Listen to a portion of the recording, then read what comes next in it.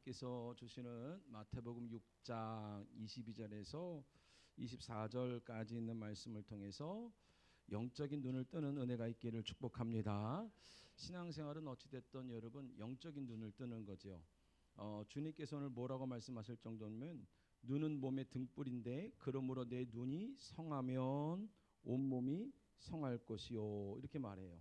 눈이 나쁘면 온몸이 어두울 것이다 라고 말해요. 그러니까 여러분, 이 눈이, 이 온몸이라는 것은 그냥 우리의 육체만 말하는 것이 아니라 우리의 삶 전체를 말해요. 내 가정, 내가 살아가는 내 주변 전체가 세워지기도 하고 무너지기도 하는 하나님께서 주시는 중요한 기준이 바로 이 눈이라는 겁니다. 눈. 그러니까 여러분, 이 말씀만 들어도 사실은 이 눈이라는 게 우리가 가지고 있는 이 세상을 보는 요 눈은 아니겠죠. 이 하나님께서 말씀하시는 성경에서 말하는 이 눈이 어떤 상태에 있느냐가 사실은 우리의 신앙생활에 굉장히 많은 부분들을 좌지우지하는 굉장히 중요한 역할을 한다는 거예요. 그러니까 온몸이라는 것은 여러분 나의 생활 전체, 나의 삶 전체를 말하는 거예요.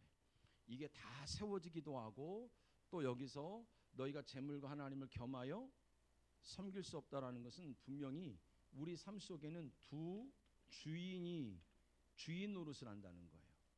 무엇인가가 나의 삶 속에서 나를 자꾸 다스리기 원하고 자꾸 나를 통치하기 원하는데 그게 다스리다 통치하다라는 것을 왕, 성경의 또 다른 말로 나라, 이렇게 얘기하는 거예요. 우리가 누구 나라 됐죠? 하나님의 나라. 그럼 여러분, 하나님이 통치하셔야 되는데 하나님이 다스리고 하나님이 우리를 온전히 다스리는데 가장 중요한 것, 내 삶을 하나님이 다스리는데 가장 중요한 기관을 하나님은 지금 눈이라고 지금 표현해 주시는 거예요. 할렐루야. 여러분, 이 눈이 뭔가 우리를 여러분 가장 먼저 보게 되어지면 여러분, 이 눈이라는 것은요, 원어로 옵달모스 그래요. 그 뜻이 뭐냐면 이 눈이라는 것은 영혼의 가치, 뭐 영혼을 보는 것, 이런 걸 얘기를 하는데 눈이라는 것은 아무튼 보는 거잖아요. 뭘 보느냐가 사실은 우리의 신앙생활에 가장 중요한 역할을 한다는 거. 교회를 다니면서 내가 뭘 보고 다니고 나의 삶 속에 일어나는 일 속에서 뭘 볼 수가 있고 내 신상 속에서 내 주변에서 일어나는 일 속에서 하나님은 분명히 보기 원하시는 게 있는데 그걸 보지 못하면 하나님은 그것을 우리가 육적인 눈은 가지고 있으나 하나님은 소경이라고 말하는 거예요. 소경. 우리가 여러분 눈을 뜨고 있다라는 게 얼마나 중요한 거냐면, 자, 요한복음 한번 볼까요? 자, 요한복음 9장 같이 봅시다. 11장 볼게요. 11장. 자, 요한복음 11장 9절. 자, 같이 한번 봅시다. 11장 9절 시작. 예수께서 대답하시되 낮이 12시간 아니냐? 사람이 낮에 다니면 이 세상에 뭘 봄으로? 빛을 봄으로 실족하지 아니하고 10절이요. 밤에 다니면 그 빛이 어디 없다고요? 그 빛이 어디 없다고요? 사람 안에 없다라는 거예요.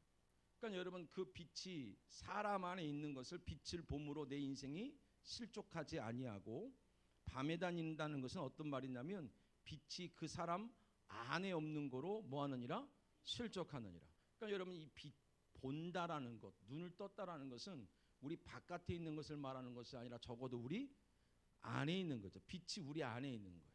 그러니까 지금 내 안에 있는 상태가 사실은 여러분 내 삶에 나타나는 열매를 좌지우지하는 가장 중요한 척도가 내 안에 있는 것이다, 내 바깥에 있는 것이다? 내 안에 있는 거예요. 내 안에. 그러니까 여러분, 우리 안에 빛이 있기 원했어요. 그러니까 여러분, 예수님께서 이 땅에 오시면서 자기를 세상에 뭐라 그랬죠? 빛이라는 겁니다.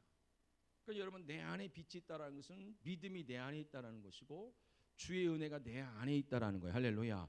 근데 우리가 신앙생활하면서 가장 여러분 그냥 쉽게 넘어가는 부분이 바로 뭐냐면 내 안에 있는 것들인 거예요. 내 안에 있는 것들. 내 속에서 역사하는 것들, 내 속에서 지금 움직이는 것들, 내 속에서 나를 간섭하는 것들이 나의 삶을 결정한다고 말할 정도로 굉장히 중요한 이야기를 하고 계시는 거죠. 그러니까 여러분 주님께서는 요한복음 9장에 이 낮이라는 걸 뭐라고 표현하냐면 자 9장 가보세요. 9장 4절 같이 볼까요? 4절 자 같이 한번 읽어볼까요? 시작. 때가 아직 낮음에 나를 보내신 이의 일을 우리가 하여야 하리라. 밤이 오리니 그때는 아무도 일할 수 없느니라. 이 낮이라는 건 내가 빛 가운데 있을 때 내 안에 있는 것들이 빛 가운데 있을 때는 누가 일하시는 시간이냐면 주님이 일하시는 시간이. 할렐루야. 내가 빛 가운데 거한다는 것은 주님이 일하시는 시간이라는 거예요. 근데 여러분 우리가 어둠에 있다라는 것은 주님이 지금 일을 하시질 않는 그러한 모습이겠죠. 그러니까 여러분 이 눈이라는 거 옵달모스라는 이 눈은 우리가 가지고 있는 이러한 시야를 말하는 것이 아니라 성경의 이 단어들은 전부 하나님께서는 영적인 의미를 가지고 말씀하시는데 우리가 성경을 한번 찾아볼까요? 요한계시록 5장 6절 같이 봅시다.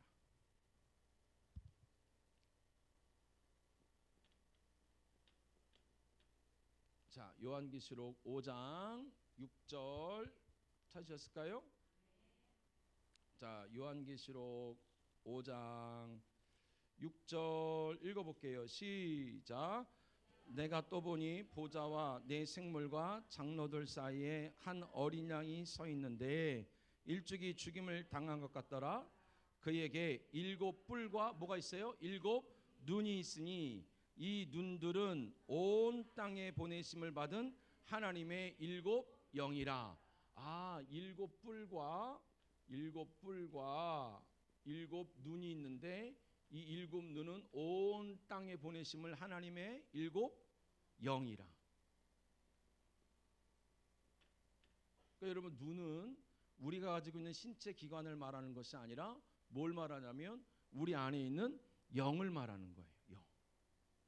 할렐루야. 그러니까 여러분 우리의 인생은 어디서 좌우가 되냐면 내 속에 있는 영적인 부분들을 누가 얼마나 잘 관리하느냐는 거예요. 누가 얼마나 이 속에 있는 영적인 상태가 하나님 보시기에도 밝은 빛 가운데 은혜 안에 여러분 이 부분들을 우리가 누릴 수 있냐는 거예요. 오죽하면 그래서 여러분 레위 지파 이런 여러분 하나님의 사람들은 가장 중요한 여러분 사명이 바로 뭐냐면 불관리였어요. 그 성전에 불이 꺼지지 아니하도록. 사람은 하나님께서는 뭘 가지고 그 사람을 평가하시고 어떤 것 때문에 그 사람의 삶이 좌지우지가 되냐면 그 속에 있는 영적인 것 때문에 그렇다라는 거예요. 할렐루야. 왜냐하면 이 영적인 상태가 얼마나 여러분 중요한 거냐면 로마서 2장 9절 같이 볼까요? 로마서 2장 9절. 자, 로마서 2장 9절입니다. 자, 소리내서 읽어볼게요. 시작. 할렐루야. 악을 행하는 자 하나님의 뜻대로 살게 못하는 악을 행하는 각 사람의 뭐가 있다고요? 영에는 뭐가 있다고? 그 다음에 환난과 곤고가 있으리니. 그러니까 여러분 우리 삶 속에 나타나는 환난과 곤고의 대부분의 열매들은 내 속에서 반응하는 영 때문이라는 거예요. 하나님의 뜻대로 살지 못하도록 이제 이 영적인 상태를 쭉 설명하겠지만 하나님이 하시는 일들을 이해하지 못하도록 보지 못하도록 말씀을 듣지 못하도록 만드는 이 영이 이 영적인 것 때문에 우리의 삶 속에 환난과 곤고가 온다는 거예요. 그럼 거꾸로 이야기하면 우리의 삶 속에 환난과 어려움이 온다면 하나님은 어느 부분을 붙들기 싶은 거예요? 그렇지요. 그래서 우리가 문제가 올 때마다 영적인 거다 영적이다 말하는 것은 하나님은 지금 이 어려움 때로는 우리의 기도의 제목을 통해서 내 속에 있는 영적인 부분 속에서 어떤 섞여 있는 것들을 하나님은 제거하기 원하시고 하나님의 영으로 충만하기 원하시는 거예요. 할렐루야. 우리를 속이는 영이 있단 말이에요. 그러니까 여러분 다윗이 죄를 범한 다음에 하나님께 회개했던 시편 51편에 그가 고백했던 것 중에 뭐냐면 하나님 이 죄 때문에 모든 걸 다 걷어가신다 할지라도 하나님 나에게 하나만 걷어가지 마세요. 내 안에 있는 정직한 영을 거두지 마옵소서. 할렐루야. 정직한 영의 반대말이 속이는 영이 있다라는 게 우리 안에. 우리 안에 이 속이는 영들이 하나님께 제대로 반응을 못하는 거예요. 그러니까 여러분 사람이 나빠서 그런 게 아니에요. 이게 우리 안에 있는 어떤 속이는 영들이 하나님께 이게 하나님 말씀도 아니면 교회 생활도 사람에게 대해서 때로는 예의에 대해서 예의범절도 있잖아요. 그렇죠? 신앙생활에는 그런 모든 부분 안에서 그게 원활하게 되지 않게 한다는 거예요. 그 열매가 그의 삶의 그러한 모습이 환난과 곤고로 다가선다는 거죠. 할렐루야. 여러분 그러니까 히브리서 3장 볼까요? 여러분 이스라엘 백성들이 가나안 땅 그 놀랍고 귀한 하나님이 주시는 그 가나안 땅을 들어가지 못했는데요. 그 들어가지 못했던 가장 큰 이유를 주님께서 말씀을 하세요. 자, 3장 10절. 자, 3장 10절 읽어 봅시다. 시작.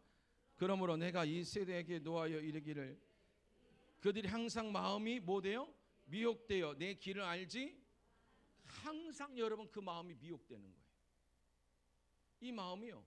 하나님의 말씀 방향, 하나님의 뜻 가운데 늘 걸어갈 것 같은데 항상 마음이 미혹되는 거예요. 그 속에 있는 영들이 우리를 속이는 거죠. 또 하나 어떤 현상이 일어나면 자 12절 같이 봅시다. 12절입니다. 시작. 형제들아 너희가 삼가 혹 너희 중에 누가 믿지 아니하는 악한 마음을 품고 이 영적인 상태가 뭔가 잘못되면 하나님을 믿을 수가 없어요. 입으로는 믿는다 그러는데 이 속에서는 믿어지지가 않는 거예요. 그게 제일 미치겠는 거죠. 믿고 싶은데 안 믿어지는 거예요. 또 하나 영적인 부분에 자꾸 우리가 속게 되어지면 어떤 일이 있게 되면 13절. 자 시작. 오직 오늘이다 일컫는 동안에 매일 피차 권면하여 너희 중에 누구든지 죄의 유혹으로 완고하게 되지 않도록 하라. 영적인 부분 안에서 뭔가 문제가 생길 때 나타나는 특징이 완고해지는구나. 정말 고집스러워지는구나. 아무것도 바뀔 수가 없는 사람처럼 보이는구나. 또 하나 보세요. 자 18절 같이 봅시다. 18절. 자 읽어볼까요? 시작. 또 하나님이 누구에게 맹세하사 그의 안식에 들어오지 못하리라 하셨느냐? 곧 어떤 자가 아니냐? 순종하지 아니하던 자들에게가 아니냐? 그들은 입으로는 하나님을 잘 믿는데 뭘 못해요? 순종을 못해요. 그러니까 여러분 영적인 이 충만함은요 입으로만 되는 게 아니라는 거예요. 그러니까 하나님께서 지금 우리들이 지금 혹 속고 있는 것은 아닌가? 우리의 스스로를 말씀을 통해서 하나님은 우리의 영적인 상태를 하나님은 진단하기 원하시는 줄 믿습니다. 할렐루야. 더 구체적으로 가면요 로마서 1장 가보세요. 사도 바울만큼 사실 여러분 영적인 얘기를 많이 한 사람이 없어요. 로마서 1장을 가보면 1장 28절 가보면 자 로마서 1장 28절 자 읽어볼까요? 시작. 또한 그들이 마음에 하나님 두기를 싫어하며 하나님이 그들을 상실한 마음대로 내버려 두사 합당치 못한 일을 그들이 마음에 누굴 두기 싫어해요? 하나님. 이 속에 하나님이 없는 말씀과 성령이 없는 그냥 마음에 내키는 대로 사는 거예요. 그러니까 여러분 그들의 지금 나타나는 열매를 사도 바울이 이렇게 말해요. 29절부터 봅시다. 29절부터 31절까지 시작. 곧 모든 불의, 추악, 탐욕, 악의가 가득한 자요 시기, 살인, 분쟁, 사기, 악독이 가득한 자요 수근수근하는 자요 비방하는 자요 하나님께서 미워하시는 자요 능력하는 자요 교만한 자요 자랑하는 자요 악을 도모하는 자요 부모를 거역하는 자요 우매한 자요 배악하는 자요 무장한 자요 무자비한 자라. 이 상태가 있다면 지금 내가 영적으로 속고 있는 거라. 하나님이 마음에 충만함으로 다가서기 싫어한 상태에 나타나는 구체적인 열매를 사도 바울은 아주 대놓고 얘기를 하는 거예요. 그러면서 더 심각한 건 바로 뭐냐면 제일 심각한 게 이건데요. 자 32절 봅시다. 시작. 그들이 이 같은 일을 행하는 자는 사형에 해당한다고 하나님께서 정하심을 알고도 자기들만 행할 뿐만 아니라 또한 그런 일을 행하는 자들을 뭐 한다고요? 이게 여러분 뭐가 문제가 되면 영적인 것은요 집단화가 돼요. 다 다 그렇다라는 거 신앙생활이. 누가 안 그런 사람이 어디 있겠냐는 거예요. 여러분 사실은 이 영적인 문제는 개인적인 문제가 아니라 반드시 여러분 집단이 돼버려요 이게. 그래서 여러분 교회의 영적인 분위기가 제일 중요한 거거든요. 근데 여러분이 꼭 이 교회의 분위기, 영적인 분위기를 하나님께서 주의 종을 통해서 우리 교회, 여러분 중부제일교회를 끌고 가는 하나님의 뜻이 분명히 있겠죠. 그럼 여러분 그 뜻에 마음을 다하고 뜻을 다하고 성품을 다하여 여러분 쭉 따라와야 되는데, 문제는 바로 뭐냐면 하나님께서 이 교회를, 성도들을 축복의 자리로 끌고 가는 그 영적인 흐름 속에서 한 사람이 영적으로 여러분 이게 연약함 가운데 영향력을 끼치기 시작하잖아요. 한 사람의 문제가 안 돼요. 집단의 문제가 돼버려. 다 그런 거지 뭐. 예수 믿는 게 누가 그렇게 완벽한 사람이 있어? 안 그래요. 지금 그 영의 종 노릇하는 것이 아직 분리도 안 되는 거야.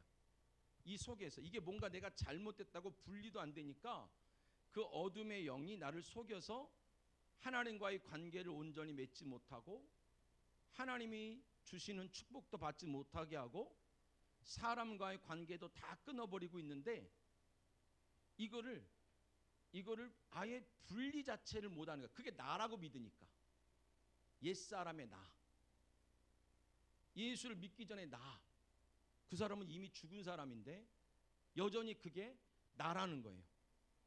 그래서 옛사람의 나를 통해서 사단이 자꾸 우리에게 주시는 하나님의 축복과 은혜 대신에 하나님과의 깊은 관계도 맺지 못하고 하나님이 주시는 축복도 누리지 못하게 할 뿐만 아니라 사람과의 관계도 다 끊어버리는 거예요. 그러니까 여러분 스스로 고립돼서 환난과 곤고 안에 이 들어갈 때가 참 많더라는 거죠. 할렐루야.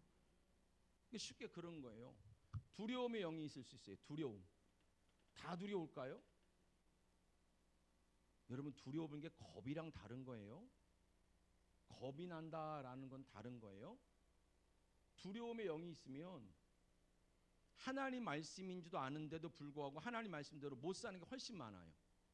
왜냐하면 내가 이렇게 말씀대로 살면 우리 가족이 난리 날 것 같고, 내가 우리 말씀대로 살면 오히려 더 어려워질 것 같고, 내가 오히려 이렇게 순종하면 어떻게 될 것 같은 이 두려움의 영이 내 안에서 속여버리면 하나님과의 관계를 순종을 못 해야 되니까 온전히 맺을 수가 없지요.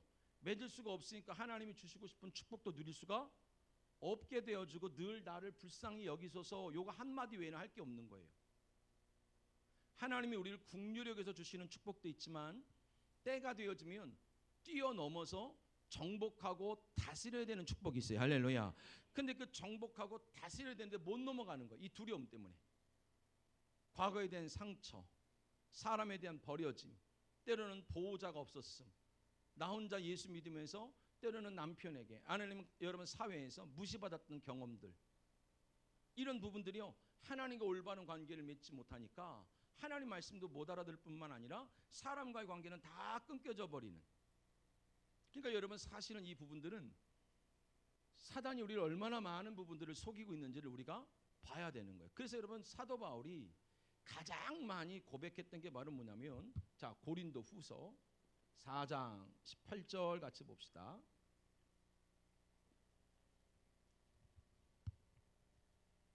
자 고린도 후서 4장 18절, 자 같이 한번 읽어볼까요? 자 시작.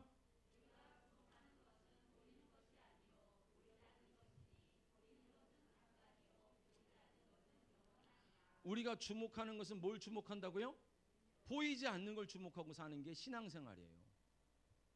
근데 여러분 신앙생활하면서 보이는 것만, 성도들의 표정만, 아니면 눈에 보여지는 사람의 행실만 보인다면 그 사람은 사실은 영적인 건 아니에요.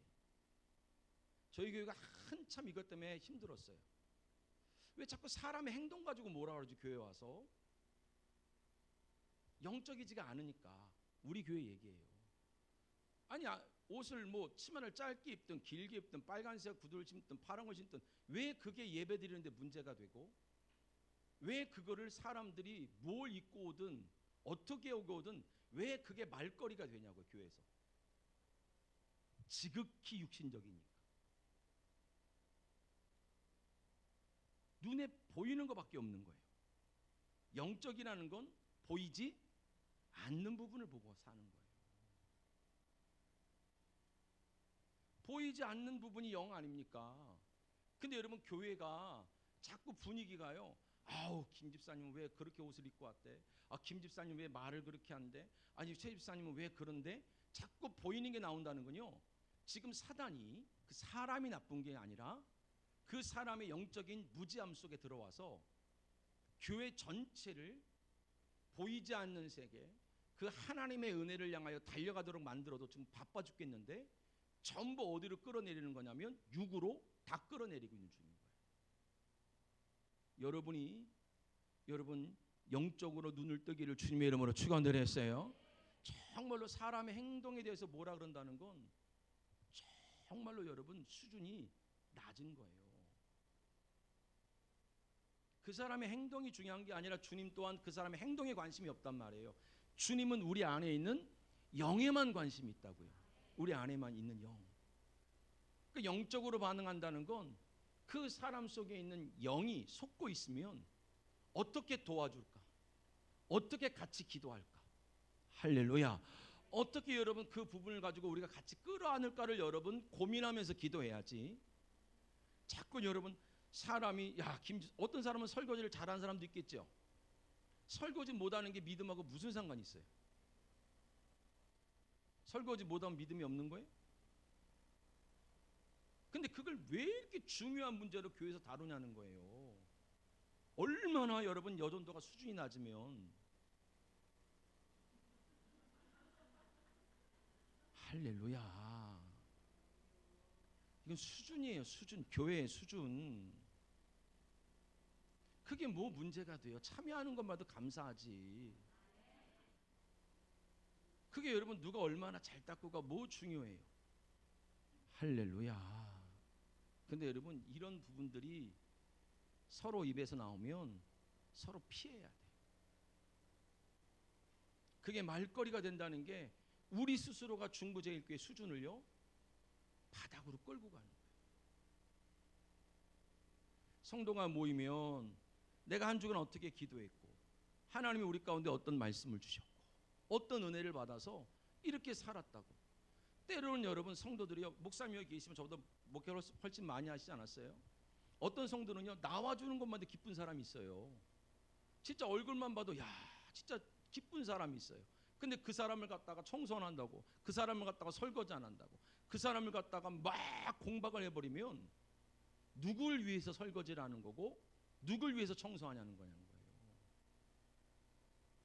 여러분 진짜 교회의 수준은요 성도들의 말을 보면 아는 거예요. 말. 그러니까 여러분 사도 바울은 보이는 것에 여러분 주목한다 그래요? 보이지 않는 것에 한다 그래요? 보이지 않는 거. 다른 사람을 신경 쓸 게 아니라 나는 왜 그 사람이 그렇게 거슬리지? 그러면 보이지 않는 내 속에 있는 걸 봐야지요. 그 사람은 믿음이 없어서 그렇다 한다면 적어도 믿음 있다고 지금 말하고 있는 나는 왜 믿음으로 반응을 못하냐는 거예요. 내가 그 사람을 위해서 하루라도 금식을 해봤냐는 거예요. 내가 그 사람을 위해서 끌어안고 기도는 해봤냐는 거예요. 내 속을 보는 거예요. 내 속. 신앙생활은 상대방을 통해서 나를 비추는 거예요. 나. 할렐루야. 그러니까 여러분 영적인 눈을 뜨기를 주님의 이름으로 축원드렸어요. 영적인 눈을 떠야 적어도 여러분 보이는 것을 가지고 무너지고 쓰러지는 것이 아니라 진짜 여러분 내가 왜 하나님께 믿음으로 지금 반응을 못하고 있는지, 내가 말씀은 그렇게 많이 알고 기도는 정말 많이 하는 것 같은데 나는 왜 믿음대로 순종을 못하고 내 마음은 점점점 완고해지고 나는 왜 이렇게 자꾸 사람들을 실족하게 만들고 내 말은 점점점 왜 거칠어지는지. 진짜 영적인 사람이 된다면 내 안에 있는 여러분 연약함들을 붙들고 여러분 기도하고, 할렐루야, 여러분 그것에 주목하고 살기를 주님의 이름으로 축원드렸어요. 그게 여러분 얼마나 소중한 일인지 몰라요. 그게 교회의 뭡니까? 신앙을 좌우하는 거예요. 얼마 전에 여러분 태풍이 많이 불었죠. 제가 울산 집회 가는데요. 7시간 가까이 갔어요. 6시간 넘어서. 가다가 고속도로가 없어져서 내려가면 또 궁동이가 파이고. 근데 기가 막힌 건 울산 갔더니 비가 한 방울도 안 와요. 그 갔다 왔더니요. 제가 고생했다고 남전도 회원들이 식사를 사준다고 토요일에 식사를 하재요.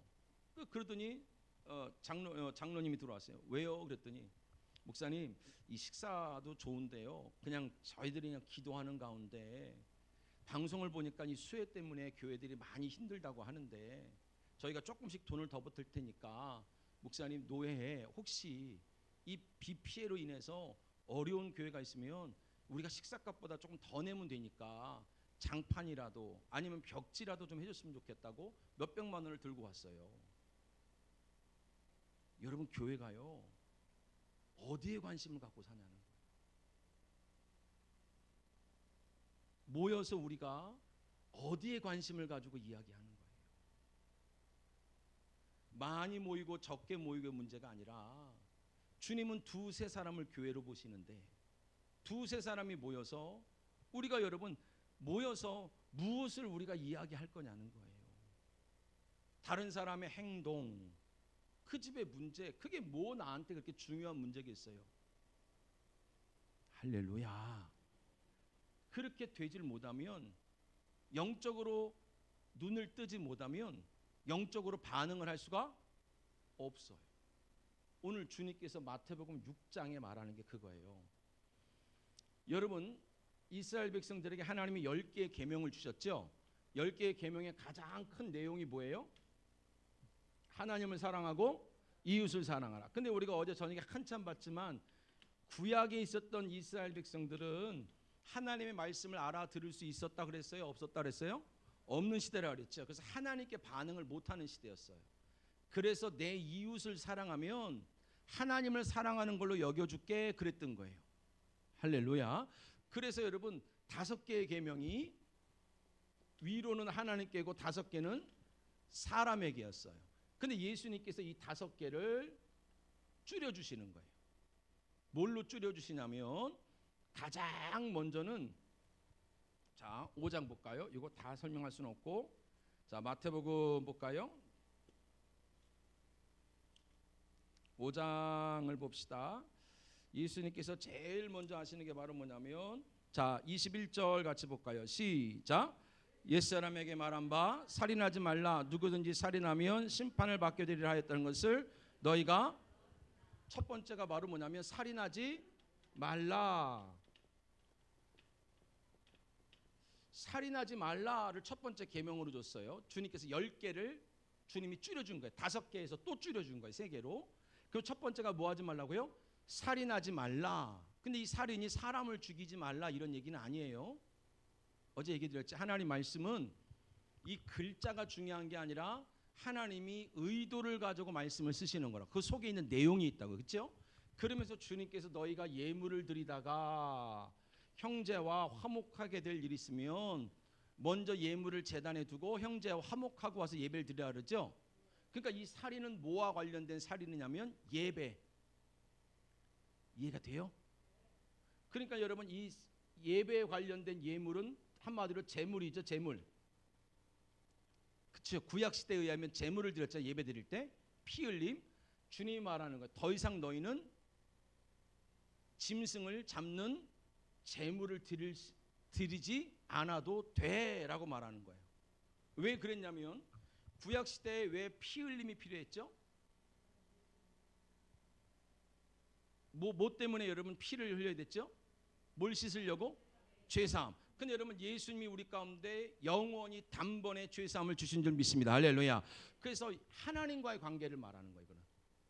너희가 나를 통하여서 더 이상 제사를 위한 제물은 안 드려도 돼. 내가 너희에게 제물이 되어진 거야. 너희는 이제 하나님과 화목하게 된 거야를 말하시는 거야. 할렐루야. 그 다음에 두 번째 주님께서 말하는 게 간음하지 말라라고 말해요. 간음하지 말라라고 말하면서 야 모세는 너희를 위하여 이혼 증서를 써줬거니와 갑자기 이혼 얘기를 해요.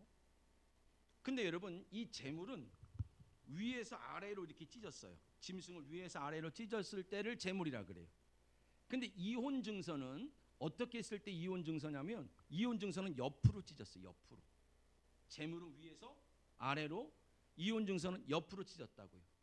예수 그리스도가 이제는 우리의 신랑 되시고 우리가 그의 뭐가 된 거예요? 신부가 된 얘기를 한 거예요. 너는 나와 영원히 이제는 나뉘어질 수가 없는 사이야. 할렐루야. 예수님이 자기가 계명을 다 지켰음을 설명해 주는 거예요. 그러면서 주님께서 말씀하신 세 번째가 바로 뭐냐면, 자 33절 같이 볼까요? 33절. 자 시작. 또 옛사람에게 말한 바 헛맹세를 하지 말고 내 맹세한 것을 주께 지키라 했다는 것을 너희가 들었거니와. 이 헛맹세라는 것을요, 에피올레어라는 단어를 쓰는데 그 뜻이 뭐냐면, 야 너 아무데나 가서 서원하고 다니지 마, 이런 얘기가 아니라 너 모르는 얘기하면 안 돼, 그런 얘기 하시는 거예요. 헛맹세라는 게, 이 헛맹세라는 게 아무데나 가서 너 서원하고 다니지 마, 이런 얘기가 아니라 지금 이제 예수 그리스도를 통하여서 우리는 하나님과의 온전한 관계가 회복되어졌고, 할렐루야. 주님과 나는 온전히 한 몸이 되어졌어요. 아멘. 더 이상 우리는 정죄함이 없는 줄 믿습니다. 근데 네가 잘 알지 못하는, 복음을 알지 못하면서 사람들을 자꾸 미혹시키면 안 돼라고 말하면서, 이 예수 그리스도를 통하여서 전해진 복음을, 이 복음을 잘 누군가한테 전달해 주는 걸 하나님은 이웃을 사랑하는 거다라고 얘기하는 거예요. 할렐루야. 그러니까 여러분이 정말로 여러분의 가정을 사랑한다는 것은 하나님께서 예수 그리스도를 온전히 제물로 삼으셔서 우리를 화목케 하셨고, 우리는 여러분 하나님과 한 몸이 되어져서 이제는 천국 백성이 온전히 되어졌음을, 할렐루야. 그래서 여러분 결코 우리는 정죄함이 없음을, 어떤 어둠의 권세도 우리를 이길 수 없음을, 우리는 죄에서 자유케 됐음을, 어떤 것도 여러분의 심령에 매이거나 묶이지 않기를 축복합니다. 할렐루야. 완전히 여러분 자유함을 받은 자라는 걸 여러분 누군가한테 전달해 주라는 거예요. 근데 여러분 우리가 너무나 쉽게 누군가 아프면 죄 때문에 그렇다라는 거예요. 누군가 곤고한 상황이 오면, 어려운 상황이면 그 집이 그럴 줄 알았다는 거예요. 죄를 지어서. 하나님이 그러고 다니지 마, 그러는 거예요. 그게 할렐루야. 영안이 안 열렸는데 영적인 흉내를 너무 많이 내는 거예요. 다시요. 우리가 새벽에 룻기 하잖아요. 나오미가 진짜 모압 땅으로 갔기 때문에 그 집이 어려운 게 아니잖아요. 그런데 여러분 그 집 자식이 거기 가서 어려움을 당했다고 말해버리면 하나님이 하신 일을 다 한다는 얘기는 거 아니야. 여러분 성도들은요, 함부로 어느 가정의 이야기든지 판단하지 않기를 축복합니다. 영적인 흉내는 내면 낼수록 그 속에 있는 영은 죽어요.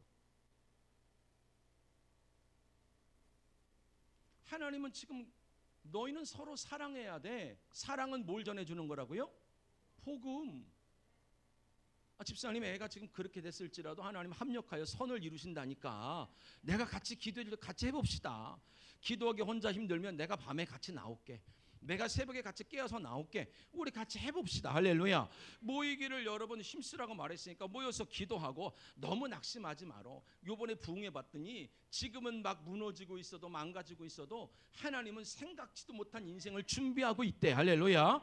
더 힘써서 기도해 보자니까. 근데 여러분 어떤 교회 같으니요, 내 집 문제를 교회 얘기하기가 너무 싫다라는 거예요. 왜요? 그랬더니요, 뭔 얘기만 나오면 우리 집이요 전부 죄 때문에 이렇게 했다고 이야기를 한다는 거예요. 하나님이 그거를 기뻐하시질 않아요. 할렐루야. 정말로 여러분, 그래서 하나님을 사랑한다면 여러분의 옆에 있는 사람, 앞에 있는 사람, 뒤에 있는 사람에게 복음을 주는 자가 되길 축복합니다. 할렐루야. 누군가 여러분을 만났을 때 여러분이 기쁜 소식이 돼야 되는 거예요. 여러분과 대화하는 게 기쁜 소식이 돼야 되고, 여러분을 만나서 같이 기도한다는 게 기쁜 소식이 돼야 되고, 할렐루야. 그게 힘이 나야 되는 거예요. 아멘. 근데 여러분 우리 안에 선악이 다 있어서, 여러분 어느 시베리아인가 어디 갔더니요, 어디 가면 그런 데도만요. 뭐 너무 추우니까 여러분 남편의 친구가 오면 그 자기 아내를 뭡니까 같이 내주는 게 거긴 예의래요. 우리나라에서 그렇게 되면 어떻게 돼요? 자, 잘 들으세요. 그러면 하나님은 어느 나라 윤리와 도덕을 기준으로 죄라 그럴까요? 우리가 얼마나 교만한지요. 우리가 가지고 있는 윤리와 도덕 안에서 선과 죄를 다 나누고 있어요. 미국만 가도 52개 주 아닙니까? 어떤 주에서는 죄가 안 되는데 어떤 주에서는 죄가 돼요. 영적으로 눈을 떠서 할렐루야. 영적인 눈을 떠서 죄를 찾아내는 게 급급한 게 아니라 어떤 죄인지 몰라도 예수님이 영원히 단번에 제물이 되어 주심으로 할렐루야. 결코 우리에겐 정죄함이 없어요. 그 가운데서 회개할 수 있는 기회도 있고 할렐루야. 그 가운데서 서로 격려하고 세워가는 은혜가 있기를 주님의 이름으로 축원드리겠어요. 그 여러분 얼마 되지도 않는 여러분 우리의 길이 여러분 얼마 되지도 않는 이 나라에 있는 윤리와 도덕이 기준이 돼서 이야기하면 안 돼요. 하나님이 기준이 돼야 되고 하나님 보시기 어떠냐는 거 하나님 보시기. 할렐루야. 그래서 함부로 성도들이 때로는 신방을 가든지 만나서요 그 사람의 연약한 부분을 봤거든 너도 그러한가 돌아보는 거지. 그 연약한 부분을 가지고 이건 아비의 죄고 이건 어미의 죄고 이렇게 말해버리면요 사실상 엄밀히 말하면 가장 죄가 많은 사람이 저예요. 저. 그거 다 아멘을 또 해버리면 돼요. 누가 그랬어요? 그런 거예요. 하나님의 원리상 질그릇에다가 보배를 주신다 그랬으니까. 가장 죄가 많은 자한테 하나님이 역사하야 진짜니까. 사랑하는 성도 여러분, 영적으로 눈을 떠야 하나님께 반응해요. 할렐루야. 근데 영적인 흉내를 내버리면 죄에 반응을 한다고. 그러니까 나도 안 되고 그 소리를 듣는 사람도 힘들어지는 거예요. 그러니까 여러분 요한복음 자 다시요. 마태복음 다시 6장 가보세요. 자 6장 2절 보세요. 자 이게 되게 중요한 얘기예요. 자 6장 2절 자 같이 한번 봅시다. 시작.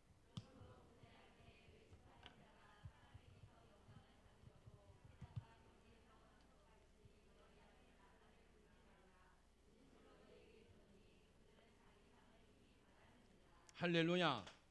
하나님이 이제 이 사랑을 누구한테 구체적으로 전해주는 방법을 이야기하시는데 첫 번째가 구제예요. 구제. 두 번째가 바로 뭐냐면 바로 5절에 보니까 너희는 뭐 할 때? 기도할 때. 아, 기도할 때 사랑을 우리가 받은 복음을 잘 전해주는 첫 번째가 구제. 두 번째가 뭐라고요? 기도. 세 번째를 뭐라고 말씀하시냐면 자 16절을 보니까 뭐라 그래요? 너희가 뭐 할 때? 금식할 때. 아, 세 번째가 금식이구나. 자 그런데 잘 들어보셔야 돼요. 그런데 하나님께서 구제할 때 오른손이 하는 것을 왼손이 모르게 하래요. 그렇게 할 수 있어요? 나는 알잖아. 아무리 해도 바보가 아닌 이상 그죠? 내 손으로 하는데 여러분은 몰라요? 오른손이 하는 걸 왼손이? 그러면 교회 오시기 전에 병원부터 갔다 오셔야 돼. 이게 우리는 아는데 어떻게 모르게 해요 이거를. 그러면서 은밀한 가운데 하래요. 자, 이 말은 잘 들으셔야 돼요. 이 말은 뭐냐면 오른편에 있는 구제가 있고 왼편에 있는 구제가 있다는 뜻이에요. 왼편 사람들이 모르는 오른편에 있는 사람들이 하는 구제. 주님께서 이거를 마태복음 25장에 천국과 지옥 이야기를 하시면서 여러분 양과 염소 비유를 하시는 거예요. 오른편에 서 있는 양들은 주여 우리가 언제 주님을 병문안했고 먹을 것을 사드렸고 우리가 언제 옷을 사드렸나이까 라고 얘기를 하고 왼편에 있는 염소들은 주님 나도 병문안에 했잖아요. 주님 나도 먹을 걸 사드렸잖아요. 주님 나도 옷을 사 입혔잖아요. 똑같이 행하는 모습은 똑같은데 하나님은 한편은 오른쪽에 있다고 말하고 하나는 왼쪽에 있다고 말해요. 강도도 어느 쪽에 있어요? 오른쪽에 있고 왼쪽에 있다라는 거예요. 성경에서 여러분 오른쪽이라는 건 구원을 말해요. 세상 사람들이 말하는 구제는 그냥 배고프고 가난한 사람들에게 먹을 것, 입을 것, 당장 필요한 것을 공급하는 걸 구제라 그래요. 근데 주님이 말하는 건 이 사랑의 본질적인 것은 여러분 복음을 전해주는 거라 그랬잖아요. 우리가 옷을 해 입힐 수도 있고 우리가 밥을 먹일 수도 있는데 주님이 말하는 구제, 특별히 오른편에 있는 구제, 그리고 은밀한 가운데 하라는 것은, 이 은밀하다는 것은 몰래 하다 이런 뜻이 아니라 원어로 어떤 뜻이냐면 속에 있는 것으로 하라 이런 뜻이에요. 다시 말해서 쉽게 말해서, 자, 제가 우리 교회 어떤 집사님을 봤어요.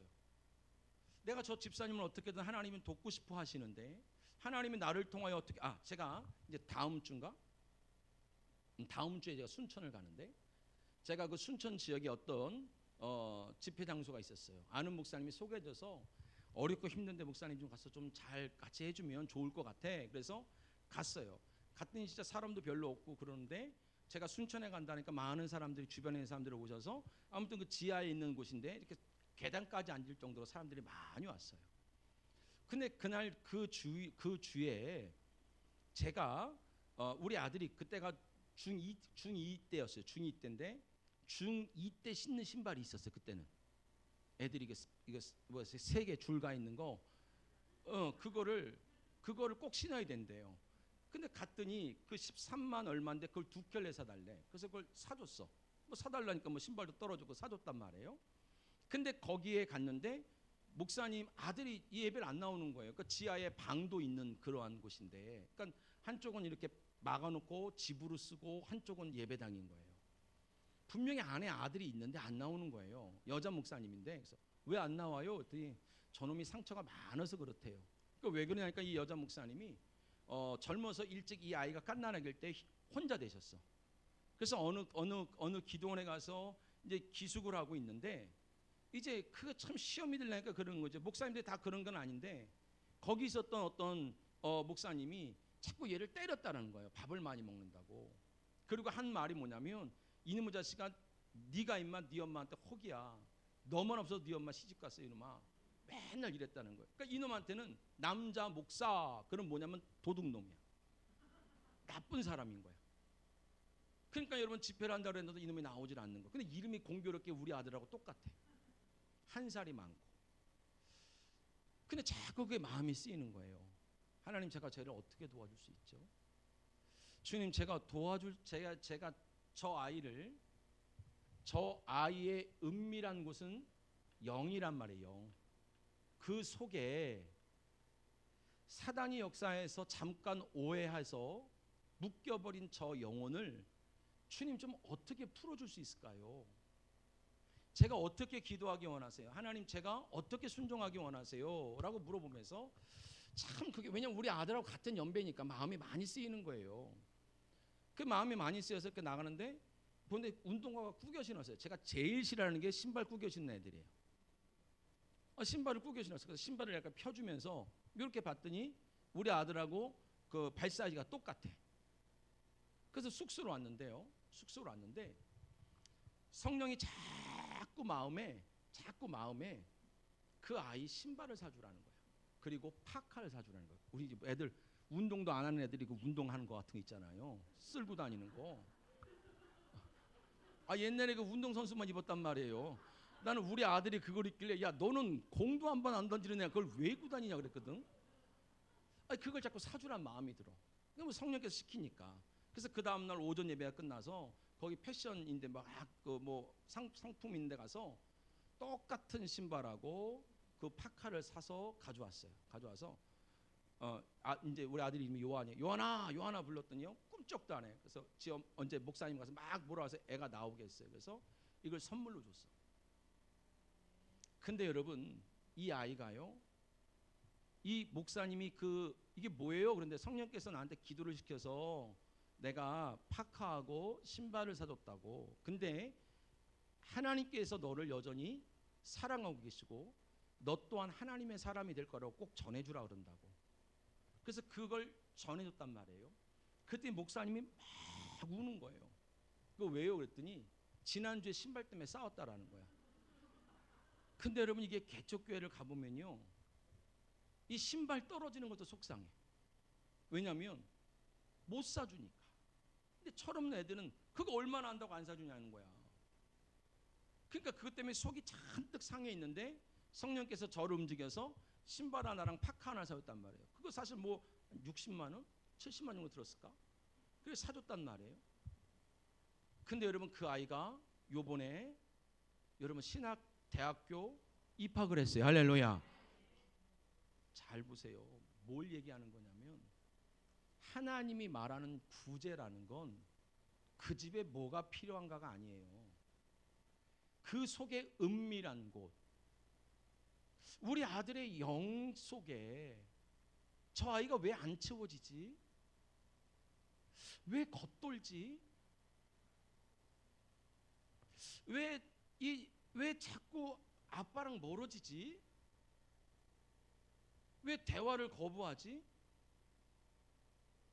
하나님께서 말하는 구제라는 건 그냥 물건 하나 띡 갖다 주고 입어, 먹어, 이게 신앙생활이 아니란 말이에요. 그건 내 자랑이지. 내가 그만큼 했다고. 근데 우리가 무엇인가 여러분 죽 하나를 사서 내밀더라도 하나님은 사실은 죽을 받은 사람이 죽을 받은 게 아니라 하나님의 위로를 받아버리잖아요. 하나님이 그거를 구하라는 거예요. 오늘날 우리에게 일용한 양식이 있게 하옵시고, 그 양식은 세상에 있는 양식이 아니란 말이에요. 하늘에 있는 양식. 일용하다는 것은 오늘 먹을 양식이 아니라 내일을 살아갈 양식. 하나님, 저 영혼이 내일을 살아가야 되는데, 우리 아들이 내일을 살아가야 되는데, 우리 딸이 내일을 살아가야 되는데, 하나님 뭘 갖다 먹여줘야 되는 거예요. 그냥 교회 나와, 너 예배 잘 드려야 돼, 그게 아니라 주의 종은 많은 성도들을 상대하기 때문에 그걸 전부 다 구체적으로 기도한다는 게 쉽진 않아요. 여러분이 여러분의 자식들을 위해서 기도는 할 거 아닙니까? 근데 여러분 잘 되길 기도한단 말이에요. 그치요? 모두가. 근데 하나님이 정말로 너 자식을 사랑하냐? 그러면 정말로 그 자식이, 남편이 삶이 바뀐다는 건 복음이 들어갈 때만 바뀌는데, 할렐루야. 예수가 들어가야만 바뀌는데, 예수가 들어갈 수밖에 없도록 하나님이 상처를 내놓은 게 있단 말이에요. 갈라져 있어야 들어가니까, 찢어져 있어야 들어가니까. 근데 거기다가 물건으로 도배하고 그냥 예배 숫자로 도배하는 것이 아니라, 여러분들이 정말로 여러분 기도하는 것은 오른편에 있는 자들, 양들이 옷을 사입히고 여러분 음식을 먹여주고 병문안을 하는 행위를 보신 것이 아니라 그들이 그 영혼을 살리기 위하여 정말로 그 영혼을 사랑하여서 그 영혼에 필요한 것을 하나님이 알게 하셨고 순종했다라는 거예요. 근데 왼편에 있는 자들은 똑같이 병문안을 한 거예요. 밥을 사준 거예요. 옷을 사준 거예요. 복 받으려고. 전혀 다른 차원의 신앙생활인 거예요. 이게 우리가 고민해야 되는 게 이거란 말이에요. 이제 제가 여기 올 때마다 느끼는 게 뭐냐면 학생들이 많다라는 거예요. 우리 엄마 아빠들이요, 울어야 돼요. 저 아이들의 영혼에 좋은 옷도 좋지만, 좋은 집도 좋지만, 저 아이들이 왜 뿌리를 못 내리지? 왜 일꾼이 안 되지? 진짜 우리 아들한테 필요한 게 뭐지? 진짜 집이 없어 그러는 걸까? 취미생활이 없어 그러는 걸까? 아니란 말이에요. 누군가는 눈을 떠서 무정하게 살게 만들고 부모를 거역하게 살게 만드는 영이 있다잖아요. 아까 로마서에. 원망하게 만드는 영이 있다잖아요. 그러면 우리 가정에, 우리 가족의 영적인 상태가 지금 건전하진 않구나. 우리 아들이, 우리 딸이, 우리 가족이 지금 영적으로 속고 있구나. 주여, 오늘 내 마음에 빛을 주옵소서. 나도 소경이 되면 어떻게 소경을 인도하겠냐는 거예요.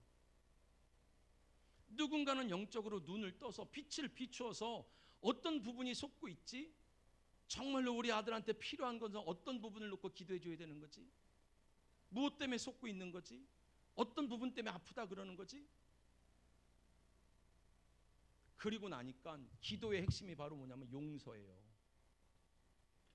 처음에는 아들이 이해가 안 됐어. 처음에는 남편이 이해가 안 됐어. 처음에는 아내가 이해가 안 됐고, 처음에는 딸이 이해가 안 됐어.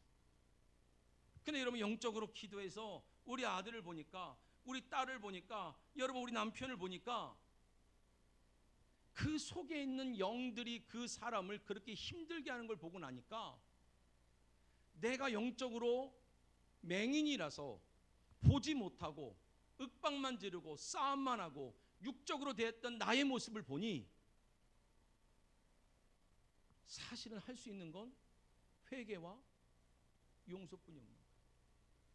누구 뜻을 알고 나니까. 그렇죠. 그래서 주님이 금식을 붙여주시는 거예요. 금식이 바로 뭐냐면 아무것도 안 먹지만 물은 마시잖아요. 그렇죠? 우리가 궁창 위에 물이 있다 그랬죠? 그 궁창 위에 물이 뭐라 그랬어요? 진리. 말씀에 나를 비추는 거야. 살기 위해서 물을 먹는 게 아니라 하나님이 주신 말씀에 나를 비추는 거예요. 야고보서 5장에 보니까 누가 병든 자를 위해서 기도할 때 너희가 서로 병 낫기를 기도하라. 내 영혼도 지금까지 뭔가 속았구나. 그냥 얘가 모자른지 알았네. 얘가 방황하는지 알았네. 이놈이 못된지 알았네. 근데 내가 조금 더 일찍 영적인 엄마였다면, 내가 조금 더 영적인 아빠였다면, 내가 조금 더 영적인 아내였다면 이렇게 반응하지는 않았을 텐데. 그러니까 말씀에 비추어서 나도 씻어내는 거예요. 그 금식할 때 화장을 하라는 게 얼굴이잖아. 얼굴은 순수 우리나라 말이잖아요. 이 속에 있는 영이 비추는 곳이야. 다시 말해서 여러분, 금식을 하면서 하나님의 말씀에 비추어서 내 영혼을 깨끗게 하기를 주님의 이름으로 축원드렸어요. 이게 사랑이라는 거예요. 할렐루야. 사랑하는 성도 여러분, 영적으로 눈을 뜨기를 축복합니다. 할렐루야. 정말로 여러분 영적으로 눈을 떠야 돼요. 그래서 고민을 해야 돼요. 이제는 모든 셀들이, 모든 목장들이 고민을 해야 되는 거야. 우리 가족들이 전부 나와야 되잖아요. 죽으실 때는 점점점 가까웠다고 입으로 말을 하는데 여러분 정말로 고민을 해봐야 되는 거야. 왜 뿌리를 내리지 못하지? 더 깊이 내려야 될 텐데 지금 우리가 무엇을 해야 되지? 그러니까 여러분, 진짜 기도하는 사람은요, 사람과 묶인다는 게 말이 안 되는 거예요. 기도를 많이 하는데 사람과 묶인다. 이 기도 자체가 고민을 해봐야 되는 거예요. 하나님이 우리를 뭐 하는 집이라 불러요? 기도하는 집. 주여 하는 기도하는 집이란 뜻이 아니에요. 기도라는 가장 중요한 명제가 바로 뭐냐면 하나님의 뜻을 찾는 거예요. 내가 기도하는 집이라는 것은 내 삶 속에서, 내 사업 속에서, 내 자녀의 문제 속에서 늘 누구 뜻을 찾는 자? 하나님의 뜻을 찾는 자. 우리가 기도하는 집이에요. 그래서 주님께서 쉬지 말고 기도하라는 게 그거예요. 근데 우리가 기도하는 집이 안 되면 뭐가 된다 그래요? 강도의 굴혈. 내가 하나님의 뜻을 모르니까 이 속은 늘 시끄러운 거야. 내가 하나님의 뜻을 안 구하니까 늘 예배 생활하는데 이 속은 난리법석인 거예요. 어둠이 강도짓을 이 속에서 마음껏 해내는 거예요. 신앙생활하면서 계속 상처는 더 쌓여져 가고, 여러분 신앙생활하면서 점점점 어려움은 점점점 더해져 가고. 사랑하는 성도 여러분, 하나님이 우리 가운데 사랑하기 원하세요. 사랑은 가슴이 콩닥콩닥 뛰는 그런 사랑을 말하는 게 아니에요. 진짜 그 사람을 사랑한다면 복음을 전해주는 거예요. 내가 그 사람에게 복음이 되어주는 거예요. 그 사람에게 복음이 되어주려니까 나는 그 사람을 위하여 그 사람의 영적인 부분, 은밀한 부분을 놓고 기도할 수밖에 없는 거예요. 하나님, 저에게 필요한 게 뭘지요? 저에게 원하는 게 뭐지요? 여러분 여기도 사업하시는 분들 있죠? 갑자기 또 없어졌어요?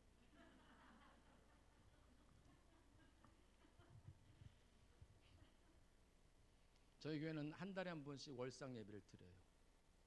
제가 매주 이렇게 다니다 보니까 시간이 없어서 예배당으로 불러놓고 여기서 축복 기도를 해줘요. 근데 사업하는 사람만 불러요. 그리고 한 달에 한 번씩 옥합을 가져오라 그래요. 다니다 보면 어렵고 힘든 곳들 많아요. 어떤 데 가서는 집회를 하고 났는데 1년치 월세도 내주고 와야 돼요. 가장 힘든 건 목회자의 자녀들의 급식비예요. 사실 목사님을 1년치 줘버리면, 저도 개척을 3번이나 해봤잖아요. 한 달만 내고 급한 데 일단 써. 그래서 여러분 통장 하나에다가 아예 다 묶어놔줘 버려. 1년치 나가. 1년이라도 밥을 먹이고 싶어서. 목회자의 자녀라는 것만으로 그 아이들이 그 가난이라는 상처를 받을 필요는 없거든요. 걔들이 목사님은 아니잖아요. 그렇잖아요. 그래서 여러분 사업하는 분들이 이렇게 가다 보면은 아이들을 섬기기도 하고, 최고 많이 샀던 게 하루에 운동화를 30켤레 산 적도 있어요. 복음의 신이라고 신겨주라 그래서 전부 아이들한테 발 사이즈를 물어봐서 복음의 신이라고 신겨주면서 기도하면서 신겨준 적도 있어요. 근데 애들은 얼마나 순수하냐면요, 목사님이 기도하면서 좋은 브랜드의 신발을 신겨주니까요, 너 이거 신고 나쁜 데 가면 안 된다, 이거 복음의 신이다, 하나님이 너 발걸음을 인도하실 거야 라고 기도해 주니까요, 애들이요 이 신발을 잘 신고 못 다녀.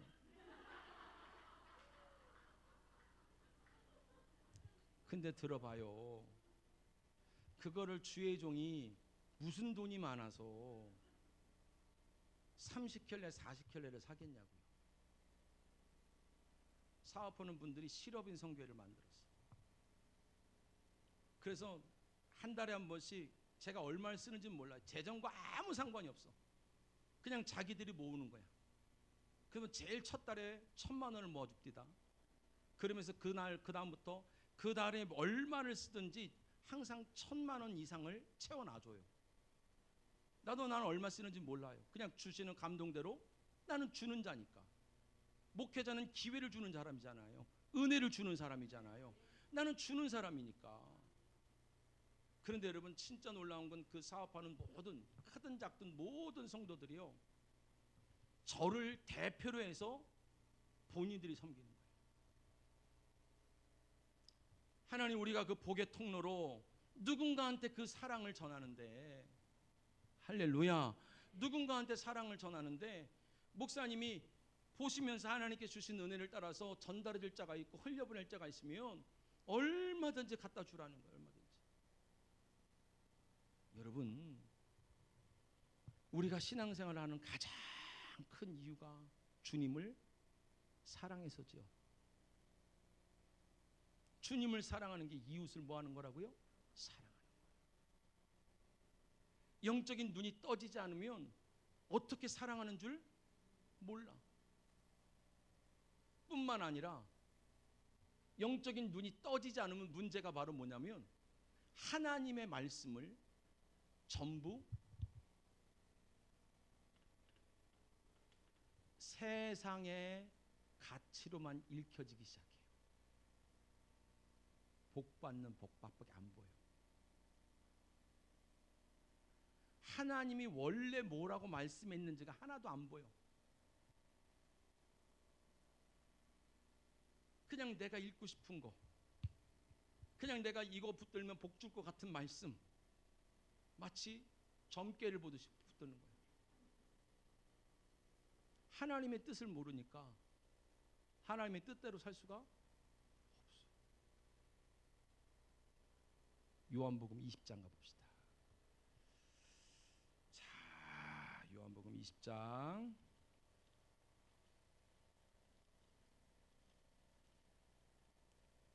5절 같이 볼게요.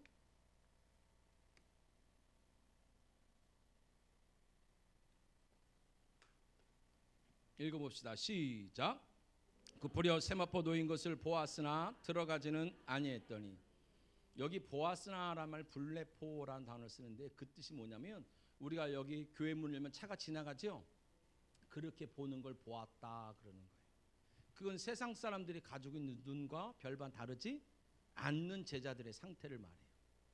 그런데 조금 더 나아가서 6절을 봅시다. 6절 시작. 시몬 베드로는 따라와서 무덤에 들어가 보니 세마포가 놓였고, 여기 보니라는 단어는요, 봤다는 단어는 디오레오 그러는데요, 어떤 뜻이냐면 세마포를 봤는데 예수님이 안 계시네, 이게 왜 그러지? 라고 하고 의심을 갖기 시작하는 단계. 적어도 여기까지는 가야 돼. 보는 대로 말하고 보이는 대로 사람을 자꾸 뭐라 하지 말고, 오늘 그 집사님이 오늘 왜 이렇게 반응했을까? 나는 오늘 왜 이렇게 반응을 했지? 여러분, 요 정도 눈은 떠지기를 축복합니다. 할렐루야. 이거는 의식만 가져도 떠지는 눈이란 말이에요. 영적으로 의식만 가져도. 왜 잘하던 그분이 그렇게 오늘 말씀했지? 나한테 늘 친절했던 그분이 왜 오늘 나한테 그렇게 했지?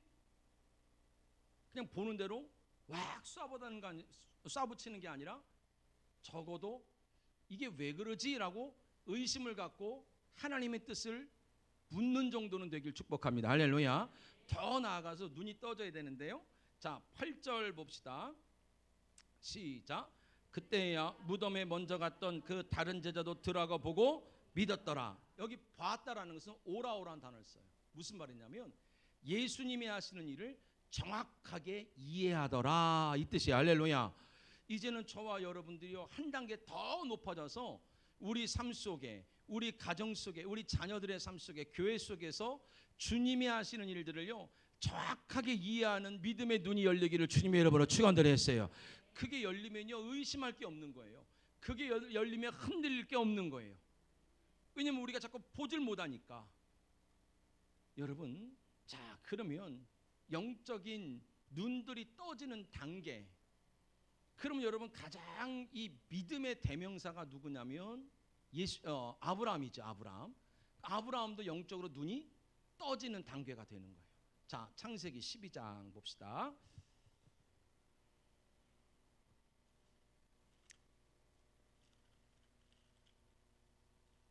창세기 12장 1절과 2절 같이 봅시다. 자, 1절과 2절 시작. 여호와께서 아브라함에게 이르시되 너는 너의 고향과 친척과 아버지의 집을 떠나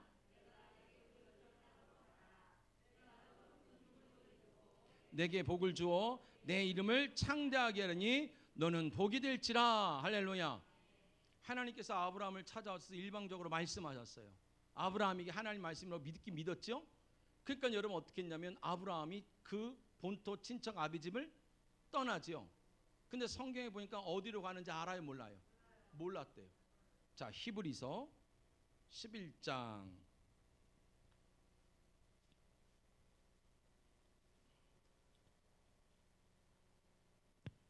8절. 자, 8절 읽어보도록 할까요? 시작.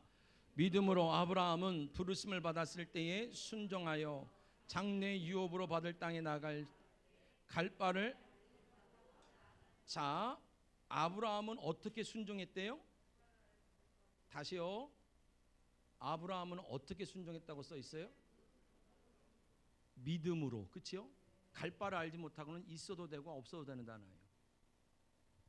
우리가 여러분 가장 첫 번째 영적인 눈, 영적인 이 은혜가 열리는 것은 우리의 육안을 말하는 건 아니죠.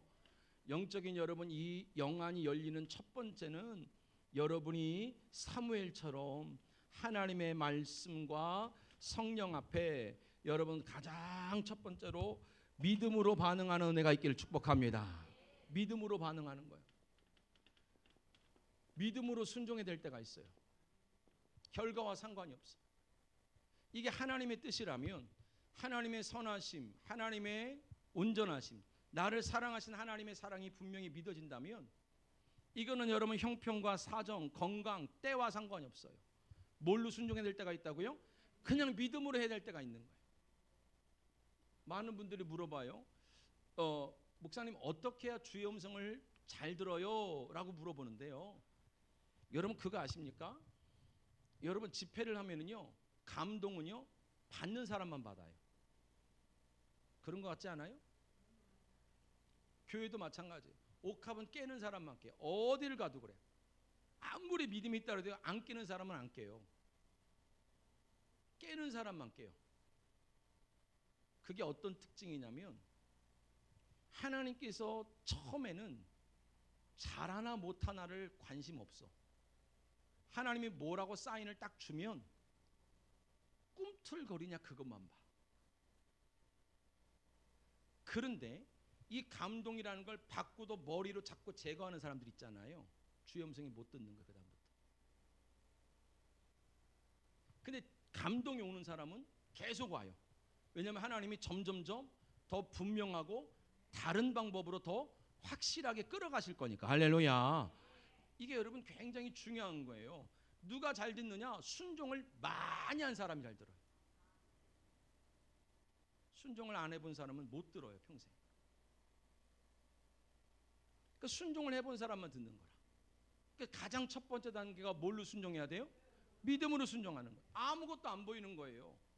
아무것도 안 보이는데 뭘 믿는 거예요? 뭘 믿냐고요? 그렇지, 하나님을 믿으니까 순종하라는 거예요. 되고 안 되고를 믿지 말고 하나님을 믿냐는 거. 하나님은 나 믿어 이 말씀 하나 하는 거야. 이 말씀 하나. 근데 입으로는 아멘을 하는데 안 움직인다는 건 안 믿는다는 거거든. 하나님은요 움직이냐만 봐. 열매와는 아무 상관이 없어. 왜 그러냐면 그 다음 단계 때문에 그런데요. 그 다음 단계가 자 창세기 13장 가봅시다.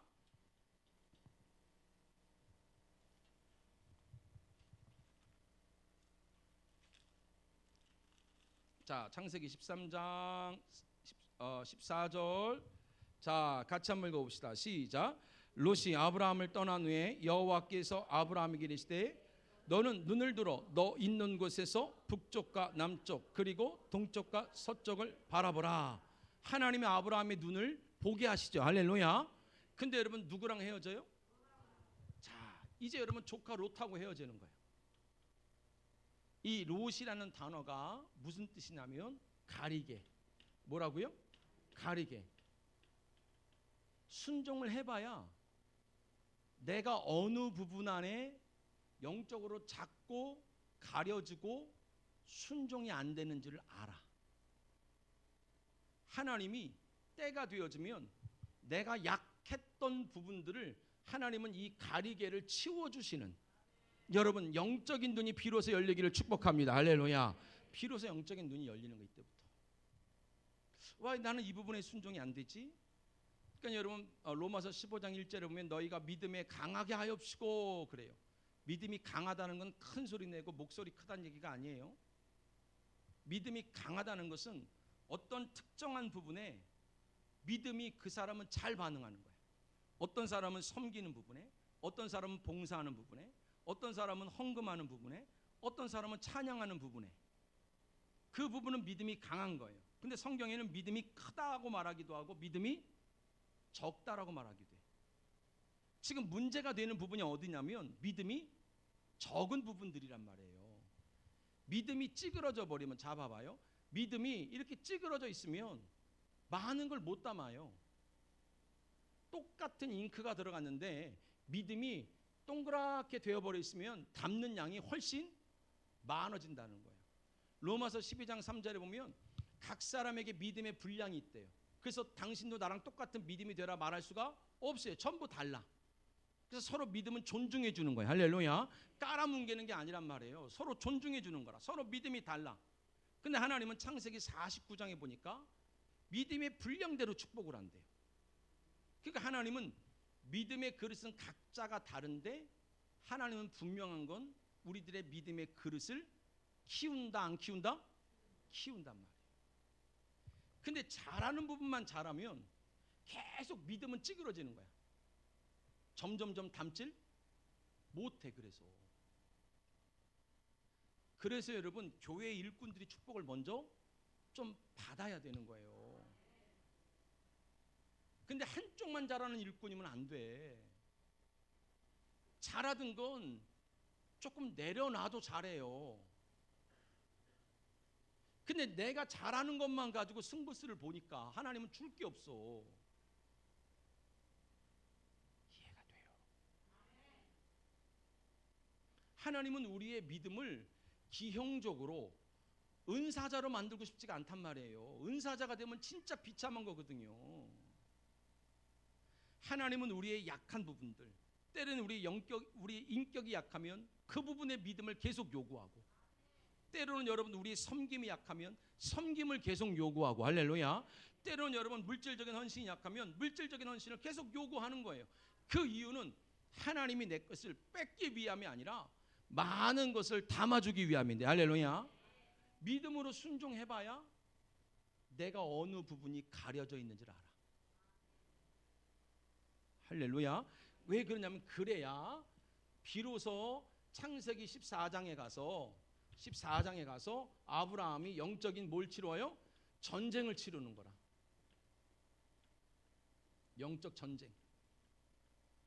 그 영적 전쟁은 여러분 그냥 뭐 예수로 나가라 이렇게 하는 게 아니에요. 내가 누구랑 싸워야 되는지 알아야 되잖아요. 요셉이 축복을 받는데 창세기 49장에 보면 사단은 활을 쐈대요. 활. 그 활을 아무데나 쏘겠어요? 조준해서 쏘겠어요? 사단은 우리를 좀 조준해서 쏜다고요. 근데 허공에 대고 예수 여러분 이렇게 기도한다. 안 되는 거예요. 그렇게 영적인 전쟁을 안 치러본 사람들의 그분들은, 진짜 영적인 전쟁은요, 내 속에 자꾸 나를 가리는 쓴뿌리라고 말하기도 하죠. 나를 약하게 만드는 그 부분, 나를 속이고 있는 영들을 붙들고 여러분 분명하게 분별이 돼서 싸우셔야 되고, 할렐루야. 또한 그것을 싸울 수 있어야 여러분의 가족들이 속고 있고 무너지고 그 술의 종로로 타고 게임의 종로로 타고 세상의 종로로 타는 저들을 어떻게 도와줄 수 있을지 구제할 수 있고 기도할 수 있고 여러분 흉악을 끌어낼 수 있는 줄 믿기를 주님의 이름으로 축원드렸어요. 비로소야 끊어주는 자가 된다고. 누구부터 해결을 해야? 그렇죠, 나부터. 그러니까 여러분이 이제 목사님도 이제 11월이니까 막 내년 목회 일정들을 막 기도하실 거란 말이에요. 사실은 목사님이요 고민이 없으셔야 돼요. 권사님만 아멘 했어요. 목사님은 지금 금식을 하실까 말까 고민을 하고 계시는데 고민이 없어야 되는 거예요. 누굴 맡겨도 적어도 영적으로 반응할 수 있어야 돼요. 누굴 맡겨도 그 영혼을 목회하듯이, 셀 리더는 목회라는 거란 말이에요. 작은 목자란 말이에요. 그 목자의 여러분 영혼을 풀어주려고 여러분 기도하는 사람들이 필요하거든요. 그래야 여러분 우리도 자유함을 누리고 우리 다음 세대도 묶이질 않는 거예요. 그게 또 이어지고 또 이어져야 내 집은 만민이 뭐하는 집이라? 기도하는 집이라. 성도들이 외모를 가지고 그 집이 형편을 가지고 말한다는 것 자체가 유치한 거예요. 그런 데가 어디 있어요, 여러분? 어느 모임에서 그런 데가 있어요? 수준이. 다 모이면 어떻게 우리가 같이 기도할까? 다 모이면 어떻게 그 영혼을 같이 좀 살려줘 볼까? 얼마나 힘들까. 그렇죠? 지나본 사람들이 알잖아요. 고린도후서 1장 4절에 보니까 지금까지는 너희가 많은 사람에게 위로받은 자였는데 내가 너를 이제 위로하는 자로 보내겠다고. 내가 가난해서 나와보니까 가난한 사람들이 얼마나 위로가 필요한지 아는 거고, 내가 때로는 여러 사람들의 공박을 받아봤으니까 사람한테 공박받는 게 얼마나 힘든 건 줄 알고, 그러니까 여러분 내가 그 사람한테 복음이 될 수가 있는 거라. 할렐루야. 그래야 영적인 전쟁을 치러요. 근데 영적인 전쟁을 치르고 올 때 여러분 아브라함을 두 사람이 맞아요. 바로 멜기세덱이라는 예수님의 모습과 소돔 왕이 맞아요. 우리 인생은 늘 두 왕이 기다려. 어떻게 다스릴까? 어떻게 붙들까? 아브라함이요, 하나님 앞에 뭘 드리죠? 11조를 드리죠. 11조는 10분의 1이 아니에요. 예? 어찌 아멘을 안 해요? 11조는 10분의 1이 아니에요. 10이라는 숫자가 전부란 숫자라고, 만수. 여러분이 11조를 드리는 건 가장 첫 번째로 이 모든 게 누구 겁니다? 하나님의 겁니다. 아홉은 내 거고 하나님이 하나님 겁니다가 아니라 이 모든 게 하나님의 건데, 언제 11조를 드리냐면 멜기세덱이 아브라함한테 했던 말이 뭐냐면, 야, 너를 승리케 하신 하나님께 예물을 드려라. 그게 된 거예요. 우리를 뭐하게 하신 분? 승리케 하신 분. 왜냐하면 영적으로 승리해야 부산물이 생겼잖아요. 영적으로 승리해야 그 땅에 여러분 모든 소유물이 내 거였단 말이에요. 여러분들이 물질이 생긴 건 예수 그리스도를 통하여서 영적으로 이긴 결과물인 거예요. 할렐루야. 여러분이 영적으로 이길 때마다 하나님은 땅의 것을 더하여 주시는 줄 믿기를 축복합니다. 할렐루야. 11조는 어떤 의미로 드리는 거냐면, 하나님 내가 오늘 이번 달도 영적으로 이겼습니다. 나는 비록 연약하고, 하나님 나는 비록 기도도 잘 못하는 것 같으나 하나님께서 나를 이기게 하셨습니다. 주님이 이기신 이기심을 나한테 이렇게 은혜로 베풀어 주셨습니다. 할렐루야. 그걸 믿음으로 드리라는 거예요. 이걸 가지고 고민을 할 수 있어요, 없어요? 그렇지요. 이거를 그냥 세금이라고 생각하니까 여러분이 고민을 하는 거죠. 그래요. 10분의 1 드리는 게 아니에요, 여러분. 그래서 10분의 1, 여러분, 그래서 여러분 이스라엘은 조농사를 안 짓잖아요. 조를 세다 보면 다음 타작 마당이 돼서, 진짜로. 할렐루야. 20만 3,300원을 또 11조라네. 이건 뭐예요 도대체?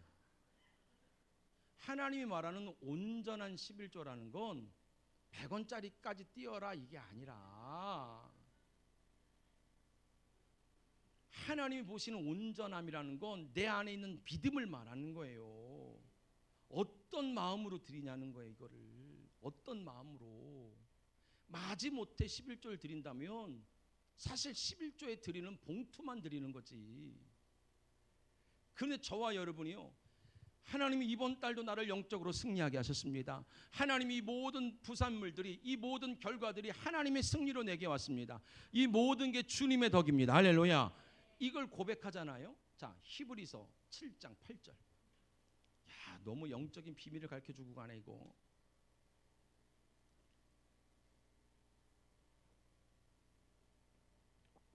히브리서 7장 8절 읽어보세요. 자, 시작.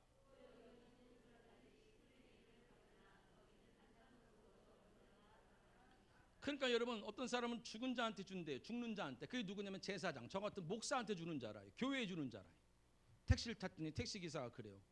뭐 하시는 분이세요? 그래서 목사입니다. 그랬더니 어유 부자시겠네요. 그래요. 왜요? 그랬더니 교회 돈이 다 목사님 돈 아니에요. 그래요. 나도 그랬으면 좋겠어요. 여러분, 교회 내는 사람이 있어요. 교회 운영자금이라고 믿는 사람이 있어요.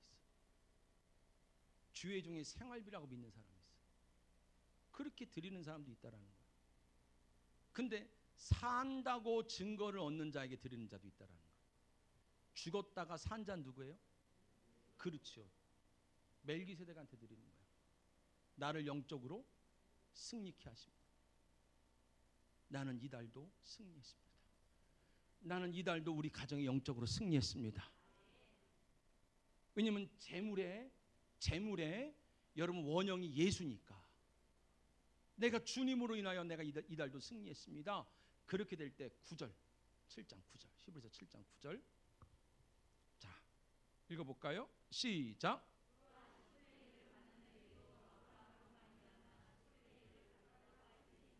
자 보세요. 아브라함이 10분의 1을 드릴 때 레위는 태어났어요? 안 태어났어요? 이삭도 안 태어났죠. 이삭이란 씨도 없었단 말이에요. 근데 여러분 아브라함이 영적인 승리를 냈더니 아브라함, 이삭, 야곱의 넷째 레위 몇 대까지 지금 복을 받아요? 그렇죠. 여러분의 영적인 승리는요, 여러분 4대까지 복을 받는 거예요. 할렐루야. 그래서 여러분 11조는요, 여러분이 세금처럼 드린다고 하나님 안 받으시는 건 아니에요. 그만큼 고만한 믿음이니까. 근데 여러분은 이것을 영적으로 승리케 하신 하나님께 드리잖아요. 나를 이달도 승리하신 하나님께 여러분 믿음의 고백으로 드리기 시작하잖아요. 영적으로 승리하는 여러분의 가정 속에 내가 오늘 드렸는데 내 후에 4대 태어날 자식도 그날 같이 드리는 거라. 4대까지 여러분 복을 받는 거예요. 할렐루야. 저주가 몇 대 가고요? 3, 4대. 그래서 신명기 1장 11절에 1000대까지 복을 받는다는 얘기가 여기까지 오는 거예요. 제가 4대에 여러분 복을 열어놨어요. 영적으로. 그럼 우리 아들이 4대의 복을 또 연다고요. 그럼 몇 대요? 8대죠. 지금은 여러분 보험 상품이 120세까지 나오더만요. 그러면 여러분 꽤 장수하는 시대라는 건데, 눈으로 가만히 보면 조금만 건강하시면 우리 눈으로 4대까지 봐요. 근데 뭐냐면 우리는 그냥 이렇게 살다가 그래 끝날 수도 있겠는데, 진짜 고통이 뭐냐면 내 자식이 쉽지 않은 삶을 살아. 그 자식이 난 자식이 또 쉽지가 않아. 그 자식이 난 자식이 또 쉽지가 않아. 여러분 그거를 보고 사는 것만큼 인생에 비참함이 없는 거예요.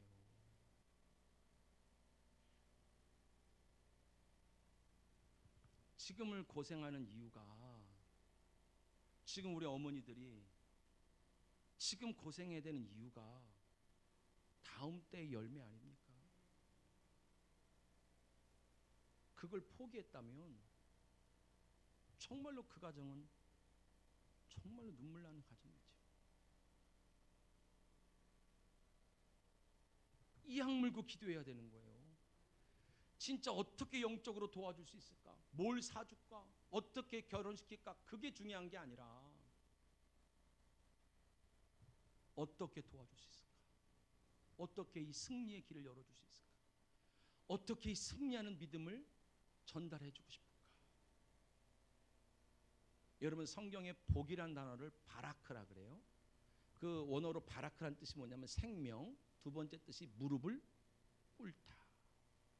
진짜 복은 하나님의 뜻에 나의 무릎을 꿇는 거예요. 그럼 목사님 땅의 복은 없습니까? 아니에요.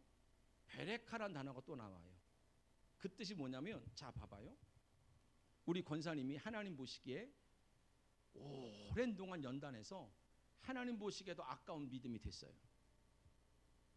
아멘은 해야죠. 권사님이 되는 게 아니라 하나님 만드시는 거니까. 그러면 하나님이 이 믿음이 너무 아까워. 근데 아까운데 권사님만 누리다가 주 앞에 갈 수가 있어요, 없어요? 없지. 이게 아까운 거야. 이게 아까우니까 누구한테 전달해 줘야겠어. 그렇죠. 그래서 구약의 자식 복은 저절로 오는 거예요. 내가 영적으로 건강하면요, 자식의 복은 구하지 않아도 준다는 거예요. 그럼 자식을 키우려면 뭐가 있어야 돼? 아니 믿음이 있었으니까 자식의 복을 줬잖아요, 이어주라고. 그럼 자식을 키우려면 뭐가 들어? 돈이 들죠. 자식만큼 돈 많이 쓰는 인간들이 어디 있어요. 그래서 하나님이 거저 주시는 복이 물질이야. 근데 돈만 있으면 안 되잖아. 애들이 자립할 때까지는 이 땅에 같이 있어줘야 되잖아. 그렇죠? 그래서 여러분 같이 딸려오는 게 장수의 복이야.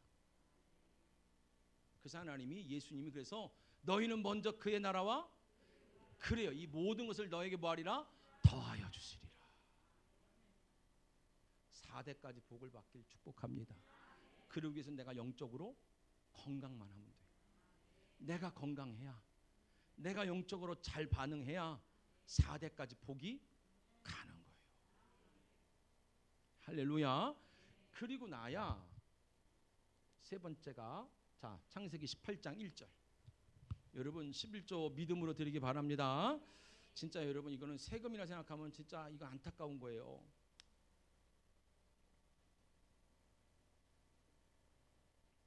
(18장 1절) 자 시작.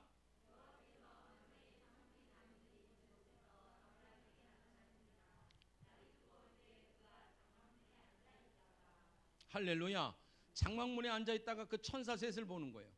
그 천사 셋 중에 하나는 누구예요? 하나님이 오셨다라는 거야. 아브라함을 하나님은 본 적이 없어. 근데 하나님이 어디 왔어? 내 집 앞에 와 있어. 여러분 기회의 눈이 떠지길 축복합니다. 할렐루야. 이제 중요한 거 영적인 눈으로 승리해야 기회의 눈이 떠지는 거야. 내 집에 계신 하나님이 보이는 거예요. 내 삶 속에 역사하신 하나님이 보이고, 내 남편 속에 역사하신 하나님이 보이고, 우리 자녀 속에 역사하신 하나님이 보이는 거예요. 내 집 앞에서 역사하신 하나님이 보이는 거야. 내 사업장에서 역사하신 하나님이 보이는 거예요. 하나님이 역사하는 게 보이니까 올인을 안 할 수가 없지요. 이때부터 빵 터지는 거예요. 인생이 진짜 이때부터 빵 터지는 거예요. 그러니까 여러분 아브라함의 18장에 보면요 막 뛰어다녀. 근데 이게 버겁게 느껴질까요? 기쁘게 느껴질까요? 그렇지요. 막 미치겠는 거예요. 그래서 이 세 사람을 앉혀놓고요. 잠깐만 기다리라는 거예요. 내가 먹을 걸 줄 테니까 나를 좀 축복하고 가라는 거예요. 옛날이나 지금이나 뭘 줘야 축복을 해줘? 먹을 걸 줘야 돼. 먹을 걸 줘야 축복을 해준단 말이에요. 그러니까 봐봐요. 세 사람이 먹으려면 우리 식으로 따지면 떡 얼마나 먹으면 돼요? 많이 먹어야 세 팩이죠. 응, 시장 여기 시장 가니까 세 팩에 10,000원이더만, 그죠? 근데 여러분 아브라함이 떡을 얼마나 하냐면 세 스아가 얼마냐면 2말 반. 3명을 먹으려고요 2말 반을 해버려. 100명 먹일 만큼 해버려. 믿음이요 그릇이요 어마무지하게 커져버리는 거야. 이게 눈에 하나님의 역사가 보이는데, 하나님이 지금 일하고 있는 게 보이는데, 이게 여러분 주저할 게 있을까요 없을까요? 없는 거예요. 올해 다 떠지길 축복합니다. 할렐루야. 다 떠져야 돼요. 따라합시다. 떠가려면 2말 반은 해야지. 할렐루야. 뭐, 사모님한테 몇 말 할까요 물어보지 말고 무조건 최소한 2말 반은 해야 되는구나. 최소한. 여러분 봐봐요. 이게 기회의 눈이 떠지는 거예요. 하나님께서 급하게 축복한 사람들에게 나타난 공통적인 특징이 하나님의 역사가 보여. 눈에 보이는 거죠. 마지막으로 제가 여러분 그 사업을 많이 시켜요. 정치하는 분들 또 이런 분들 제가 많이 기도해 주다 보니까 야 이게 자본이 없어도 사업을 할 수 있는 게 너무 많더만 우리나라는. 진짜로요. 이게 여러분 그래서 여러분의 삶의 지경이 진짜 넓혀졌으면 좋겠어요. 진짜 각양각색에 있는 사람들 다 만나보잖아요. 기회가 무궁무진해. 진짜로 진짜 무궁무진해. 진짜 여러분 성남 주민만 되면 안 돼요. 모이기는 성남에서 모여도 여러분의 마음은 온 인류를 향해 열려있기를 축복합니다. 할렐루야. 모이기는 성남에 모여도 사는 건 온 세상을 대상으로 살아야 되는 거야. 온 세상을 대상으로. 이 기회의 눈이 열리고 나면 마지막으로 이제 눈이 하나 더 열려야 돼. 자 22장 12절.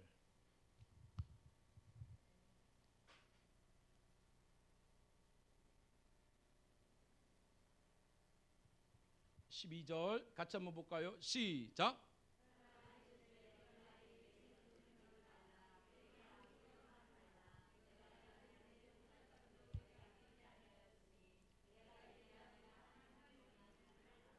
할렐루야. 여러분 멀리 보는 눈이 열리기를 축복합니다. 이 멀리 보는 눈이 열리는 거예요. 아브라함이 멀리 바라본지. 여러분 이 교회의 멀리를 봐야 되는 거예요. 이제 48년 걸어왔잖아요. 멀리 바라봐야 교회가 계획이 세워지는 거예요. 맨날 믿으며 이 집안만 보는 사람들은요, 올해 얘기만 하는 거야. 내년 얘기만 하는 거야. 근데 여러분 믿음이 있는 사람은요, 멀리 보는 거예요. 멀리. 제가 집회를 갔던 중에 가장 오래된 교회가 121년 됐어요. 그 121년 된 교회가요, 그러니까 여러분 노인분들이 절반 이상이야. 근데 거기 있는 학생들이 전부 유학을 가. 그 시골에서. 성도들이 전부 멀리 보는 거예요.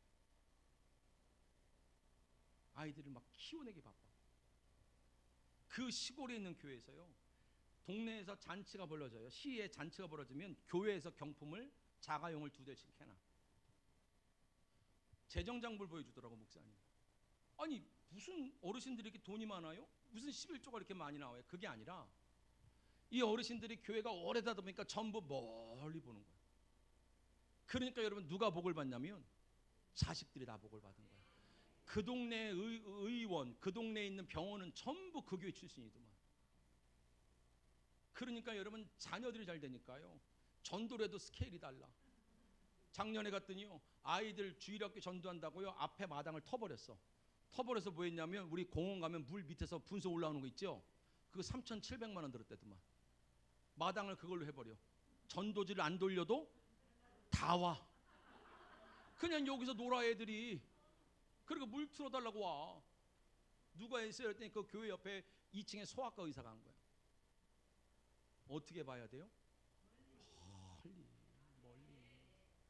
진짜 멀리 바라봐야 되는 거예요. 여러분의 자녀를 어떻게 봐야 돼요? 멀리 봐야 되는 거예요. 지금은 어떤 모습일지 몰라. 제가 잠깐 간증했지만 우리 교회 그 청년 아이도요, 처음 들어왔을 때는 여러분 그냥 성경책을 가지고 교회로 오는 건 아니라 이불을 들고 왔다니까요. 오더니 덮고 자, 저 뒤에서. 제가 여러분 어느 정도 하면 11시 때 문 잠가 버렸어요. 못 들어오겠어요. 교회 많으니까 딴 데 가라고. 하나님의 임재를 방해하지 말라고. 사람 때문에 목회하는 것도 아니고. 진짜요. 예배만큼은요 목숨 걸어야 됐어요. 진짜로. 믿을 게 없으니까. 이 죄송해요. 그냥 하는 얘기인데 저희 교회 장로님들 1시간 전부터 기도해야 돼요. 교회에서 어디 아이들이 뛰어요. 아이들 이뻐할 수 있는데 예배의 핵심은 하나님의 임재가 없으면 아무것도 아니에요. 우리의 정성으로 드려지는 게 아니라. 몇 사람만 1시간 기도하잖아요. 전부 오는 족족 안부 안 물어봅니다. 뭘 안부를 물어봐요. 세상에 살았던 걸 전화로 하면 되지. 전부 오는 대로 기도해요. 오는 대로. 그 가운데 여러분 목사님이 단에 올라와 봐요. 저기 서울에 세계에서 가장 큰 감리교회 중 하나 우리나라에 있죠. 얼마나 예배 자체가 웅장하냐면요, 처음에 예배 시작할 때 땡땡땡 치잖아요. 그러면 순서가 없는데 그 오케스트라가 쫙 하고 찬송가 1장을 찬양하면요, 목사님, 장로님, 부목사님이 쫙 걸어 들어와요. 하나님이 막 임재하는 것 같아요. 그 자체가 예배야. 그냥. 여러분 교회를 어떻게 봐야 돼요? 멀리. 여러분의 담임 목사님이 어떻게 봐야 돼요? 멀리 봐야 되는 거예요. 멀리. 제가 좀 아까 식사하면서 우리 교회 옛날에 있었던 권영승 원장님 간증했는데요, 집에서 목회를 했어요. 처음에 한 30명이 돼서 지하로 내려갔는데 1층에 개소주집을 하셨어. 근데 그 권사님이 그래도 그 당시에 많이 배우신 분이야. 중국에서 대학까지 나오셨던 분이니까. 늘 교회 내려와서 봉투를 항상 2개 줘요. 지금도 아른아른 거리는 게 하얀 봉투에 때가 꼬질꼬질 무는 2개의 봉투. 하나는 써 있어. 하나님의 것. 하나님은 목사님의 것. 이거 뭐예요? 10의 2조를 띄셨어요. 뭐예요? 그러면 목사님 맨날 이러고 있지는 않을 거잖아. 목사님 전 세계를 다녀야 되잖아. 정치하는 사람도 만나야 되고 경제인도 만나야 되고 과학자도 만나야 되고 대화를 해야 되잖아. 맨날 이러고 있으면 안 되니까 책 사봐. 그 나중에 유방암으로 돌아가셨어요. 근데 여러분 개척교회 비애가 뭐냐면 돌아가셨는데 그 칠남매가 있었거든요. 장례를 치르는데 내가 장례를 못 치르는 거야. 성도가 없어 장례 치를. 근데 이 칠남매 첫째가 사위고 첫째가 딸이고 6형제인데 전부 내노라는 교회 장로님들이야. 그러니까 거기 장례팀이 다 오는 거예요. 32살짜리가 33살 같죠 지금도. 32살짜리가 장례식장 구석에 앉아서 우는 거야. 하나밖에 없는 우리 성도인데 우리 엄마보다 나이가 많아. 근데 그 권사님이 늘 이러고 살 거 아니잖아. 늘 이러고 살 게 아니잖아 하고 그거 매주 몇만 원씩 쥐어줬었는데 털퍼덕 앉아서 막 울고 있는 거예요. 이 개척교회 목사니까 어리다고 성도도 없다고 장례도 못 치러. 그랬는데 첫째 사위가 김윤수 장로라고 있어요. 미국에 은혜교회. 눈물을 펑펑펑펑 쏟으면서 성경책을 가져와 우리 권사님 거를. 왜요? 그랬더니 우리 엄마한테 그 장로님이 장모님을 엄마라 불렀어. 우리 엄마한테 목사님이 진짜 목사님이다. 왜요? 그랬더니 암병동에 들어가니까 못 드시잖아. 그러니까 성도들이 누군가 아는 사람이 오면 자꾸 봉투를 줬나 봐. 그럼 거기서도 하나님의 거 목사님의 거를 띈 거야. 마지막 받은 목사님의 도서비가 얼마냐면 7만 원. 그걸 붙들고 얼마나 울었는지 몰라요. 그러면서 하는 말이 목사님이 장례를 치러달래. 우리 엄마한테 목사님이니까. 하나님의 은혜지요. 7개 교회가 모여서 잔뜩 차 있는데 일어서는데 처음 장례를 치러보는 거잖아. 목사가 돼서. 일어나면 눈물밖에 안 나. 설교를 하려도 눈물밖에 안 나. 그냥 울기만 했어요. 3일 동안. 다 장례가 치러서 허탈해서 구석에 앉아서 울고 있는데 첫째 장로가 아까 그 김 장로가 형제들하고 감사하다고 찾아오는 거예요. 그러면서 우리 어머니의 믿음을 우리가 이어갔으면 좋겠다고. 손에 봉투에 얼마 써서 주냐면 210만 원을 써서 주는 거예요. 이게 뭐예요? 그랬더니 한 사람당 뭡니까? 30만 원씩 해서 7형제니까 210만 원씩 자기가 10년을 도서비를 드리겠다는 거예요. 누군가는요 저를 32살짜리 아무것도 못하는 목사가 아니라 멀리 보는 거예요. 지금은 아무것도 못하고 어버버하고 당황하고 울기만 있는 저 아무것도 아닌 저 어린 목사가 나중에 어떤 정치인을 만나고 어떤 경제 대가들을 만나고 누구랑 대화할지를 누군가는 멀리 보는 거죠. 저희 교회 그 청년 아내가 들어왔을 때 중2 때 들어왔을 때 그놈은 이불을 들고 들어왔는데 내 눈에는 그놈이 목사 가운을 입고 들어오는 거야. 내 눈에만. 아무도 그 녀석이 목사가 될 거라고는 생각도 못하는 거지요. 맨 가출하고 맨 이러고 살았으니까. 근데 여러분 하나님이요 은혜를 줄라니까 하루아침에 들어가. 하루아침에 들어가요. 그놈이 여러분 얼마나 지금 제 간사거든요. 얼마나 그게 알뜰살뜰 챙기냐면 제 차에 바퀴를 붙들고 제가 작년 왔을 때 까만 차 타고 왔거든요. 까만 차 타고 왔는데 그게 자꾸 이제 제가 1년에 4만 5천 정도 왔다 갔다 해요. 키로수가. 그러니까 몇 년만 타도 차가 한 20만이 넘어가니까 차 바퀴가 막 흔들리고 그러니까 울더래. 왜 우리 사모가 왜 울어? 그랬더니 목사님 차를 자기가 바꿔줬으면 좋겠는데 우리 목사님 고생하는데 그러더래요. 근데 그 녀석이 빚을 내서 사준 거야. 하나님이 그 녀석을 축복하는데요. 성인들이 따라올 수가 없어. 이놈이 은혜를 받으니까요. 목사님이 받은 은혜를 다 받고 싶은 거예요. 제가 여기서 간증을 안 했는데요. 진짜 개척교회 섬겼을 때 1년에 6번을 부흥했어요. 근데 지금까지도 우리 교회에서 부흥회라면 사례는 제가 해요. 왜냐하면 기도를 많이 하는 목사는 아닌데 뭐 하나 믿냐면 기름 부음은 있다고 믿어 나는. 그래서 영적인 것, 은혜의 기름 부음을 받으면 그것이 내게 온다고 난 믿어요. 그래서 여러분 진짜 여러분 그 당시에 개척하려고 모아놓은 돈까지 다 들고 제가 기도를 받았던 사람입니다.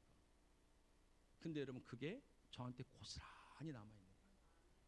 이제는 이놈이 다 해. 헌신 예배를 드리든 부흥회라든 뭐하든 무조건 이놈이 사례를 다 하는 거예요. 그걸 다 받고 싶어. 어제 저녁까지 철야를 해요. 매일 철야를 해요. 받은 은혜 갚고서. 대학원을 다니면서 이 아이가 벤처를 하는데 나라에서 막 IT 기기를 막 그냥 줘. 그래서 이번에도 제가 이제 아이패드를 쓰는데 아이패드를 봄에 바꿔줬거든요 나를. 근데 또 새 거를 가져왔어. 뭘 봉투를 들고 오더니 목사님 패드 줘보세요. 그래서 왜 그랬더니 바꿔드릴게요. 그래서 그랬더니 이따 많은 걸 새로 나왔다고 막 그걸 바꿔주는 거예요. 이건 또 뭐냐 그랬더니 자기가 10월 달에 또 새로운 IT 기기를 공급받는데 목사님보다 내가 좋은 걸 쓰는 게 마음에 걸려서 안 된대. 그래서 사가지고 오는 거야 먼저. 사랑하는 성도 여러분, 누군가는 그 아이의 중2 때 모습을 보고 그 아이가 그렇게 살지 쓰임받을 줄 상상이나 했겠냐는. 근데 누군가는 멀리 봐야 되는 거예요.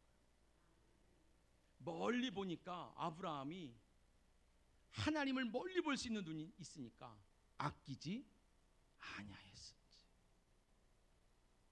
멀리 보는 눈이 있어야 아끼질 않아요. 제 아들이요, 나면서부터 그러니까 말을 할 때부터 지금까지 꿈이 목사예요. 중학교 때 이제 아까도 전화가 온 거야. 아빠 뭐 좀 사드릴까요? 그러길래 뭘? 그랬더니 문자로 보낼게요. 그랬더니 뭘 쭉 항목을 써요. 왜? 그랬더니 이번 주 우리 교회는 추수감사제를 드리는데 자기가 이 우리 교회에서 반주를 한단 말이에요. 우리 아들이 반주자예요. 목사님을 1년에 2번 섬겨요. 제 생일 때 양복 한 벌, 아니면 추수감사제나 절길 때 필요한 걸 꼭 지가 용돈을 모아서 섬겨요. 제가 뭐 좀 섬겨드릴까요? 하고 이제 문자가 와서 이제 뭘 해야 되는지 고민만 하고 있어요 지금. 그런데 이 녀석이 중학교 때 어느 날 와서 아빠 나 기도 좀 해줘. 그래서 왜? 그랬더니 아들 낳게 기도 좀 해달래요. 아니 중학교짜리가 왜 아들 낳다고 이게 여자친구 있냐? 그랬더니 여자친구 많지 그래요. 근데 왜? 그랬더니 성경 읽다 보니까 아빠가 목사님이면 나도 목사님이 될 거라는데 성경을 보니까 자기가 목사님이 되면 자기 아들도 목사가 돼야 될 거다 같대. 그러니까 아들이 반드시 나와야 된다는 거야. 근데요 그 말이요 저한테는요 되게 무겁게 들려요. 실컷 이렇게 부흥하고 갔는데 우리 아들이 어떻게 하나님의 역사에서 헌신 예배를 왔다고 칩시다. 얘기하다 보니까 이의연 목사 아들이야. 그냥 대본에 그러는 거예요. 어우 그 목사님 때문에 우리 죽다 살아났다야. 그러면요 제가 지금까지 목회하고 주 앞에 달려갔던 모든 것들이 다 부정될 것 같아요. 그래서 여러분 복음을 전하기 시작했던 거예요. 예전에는요 은사 사역만 했어요. 앞으로 나오라 그래서 축사도 해주고 우울증도 빼주고 기도하면 다 나가니까. 근데 멀리 보니까 아들이 주의 길을 간다 그러니까 복음을 안 전하면 안 되겠더라. 멀리 봐야 하나님을 경외해요. 말씀을 마칠게요. 사랑하는 성도 여러분, 우리가 정말로 영적으로 깨어있길 축복합니다. 보는 대로 말하고 보는 대로 판단하고 보는 대로 사람을 바꾸려고 하지 말고 정말로 어떻게 그 사람을 도와줄까 영적인 구제, 영적인 기도, 그 가운데 용서가 일어나고 나를 잘 살펴보길 축복합니다. 나를 또 잘 살필 뿐만 아니라 우리 속에서 진짜 믿음의 눈, 영적인 눈, 영적인 전쟁에서 승리하고 기회가 열리고 할렐루야, 멀리 볼 수 있는 믿음의 눈까지 열려서 정말로 하나님께서 여러분을 보시기에 정말로 뭘 해도 아깝지 않은 그런 믿음의 소유자가 되기를 주님의 이름으로 축원드렸습니다. 기도합시다. 하나님 감사합니다. 오늘 밤에 하나님 우리를 부르셔서 은혜 주신 하나님 영광 받아 주옵소서. 믿음으로 주 앞에 나왔습니다. 성령께서 간섭하여 주시고 은혜를 더하여 주시어서 아버지 하나님 우리에게 크고도 올라온 은혜를 더하여 주시옵소서. 믿음으로 살아가기 원합니다. 은혜로 살아가기 원합니다. 주여 우리에게 믿음의 눈을 열어주시옵소서. 은혜의 눈을 열어주시옵소서. 주님의 그 크고도 올라온 은혜의 일들을 믿음으로 은혜로 누리기에 부족함이 없도록 축복하여 주시옵소서. 감사드립니다. 예수님의 이름으로 축복하며 기도드렸습니다. 아멘.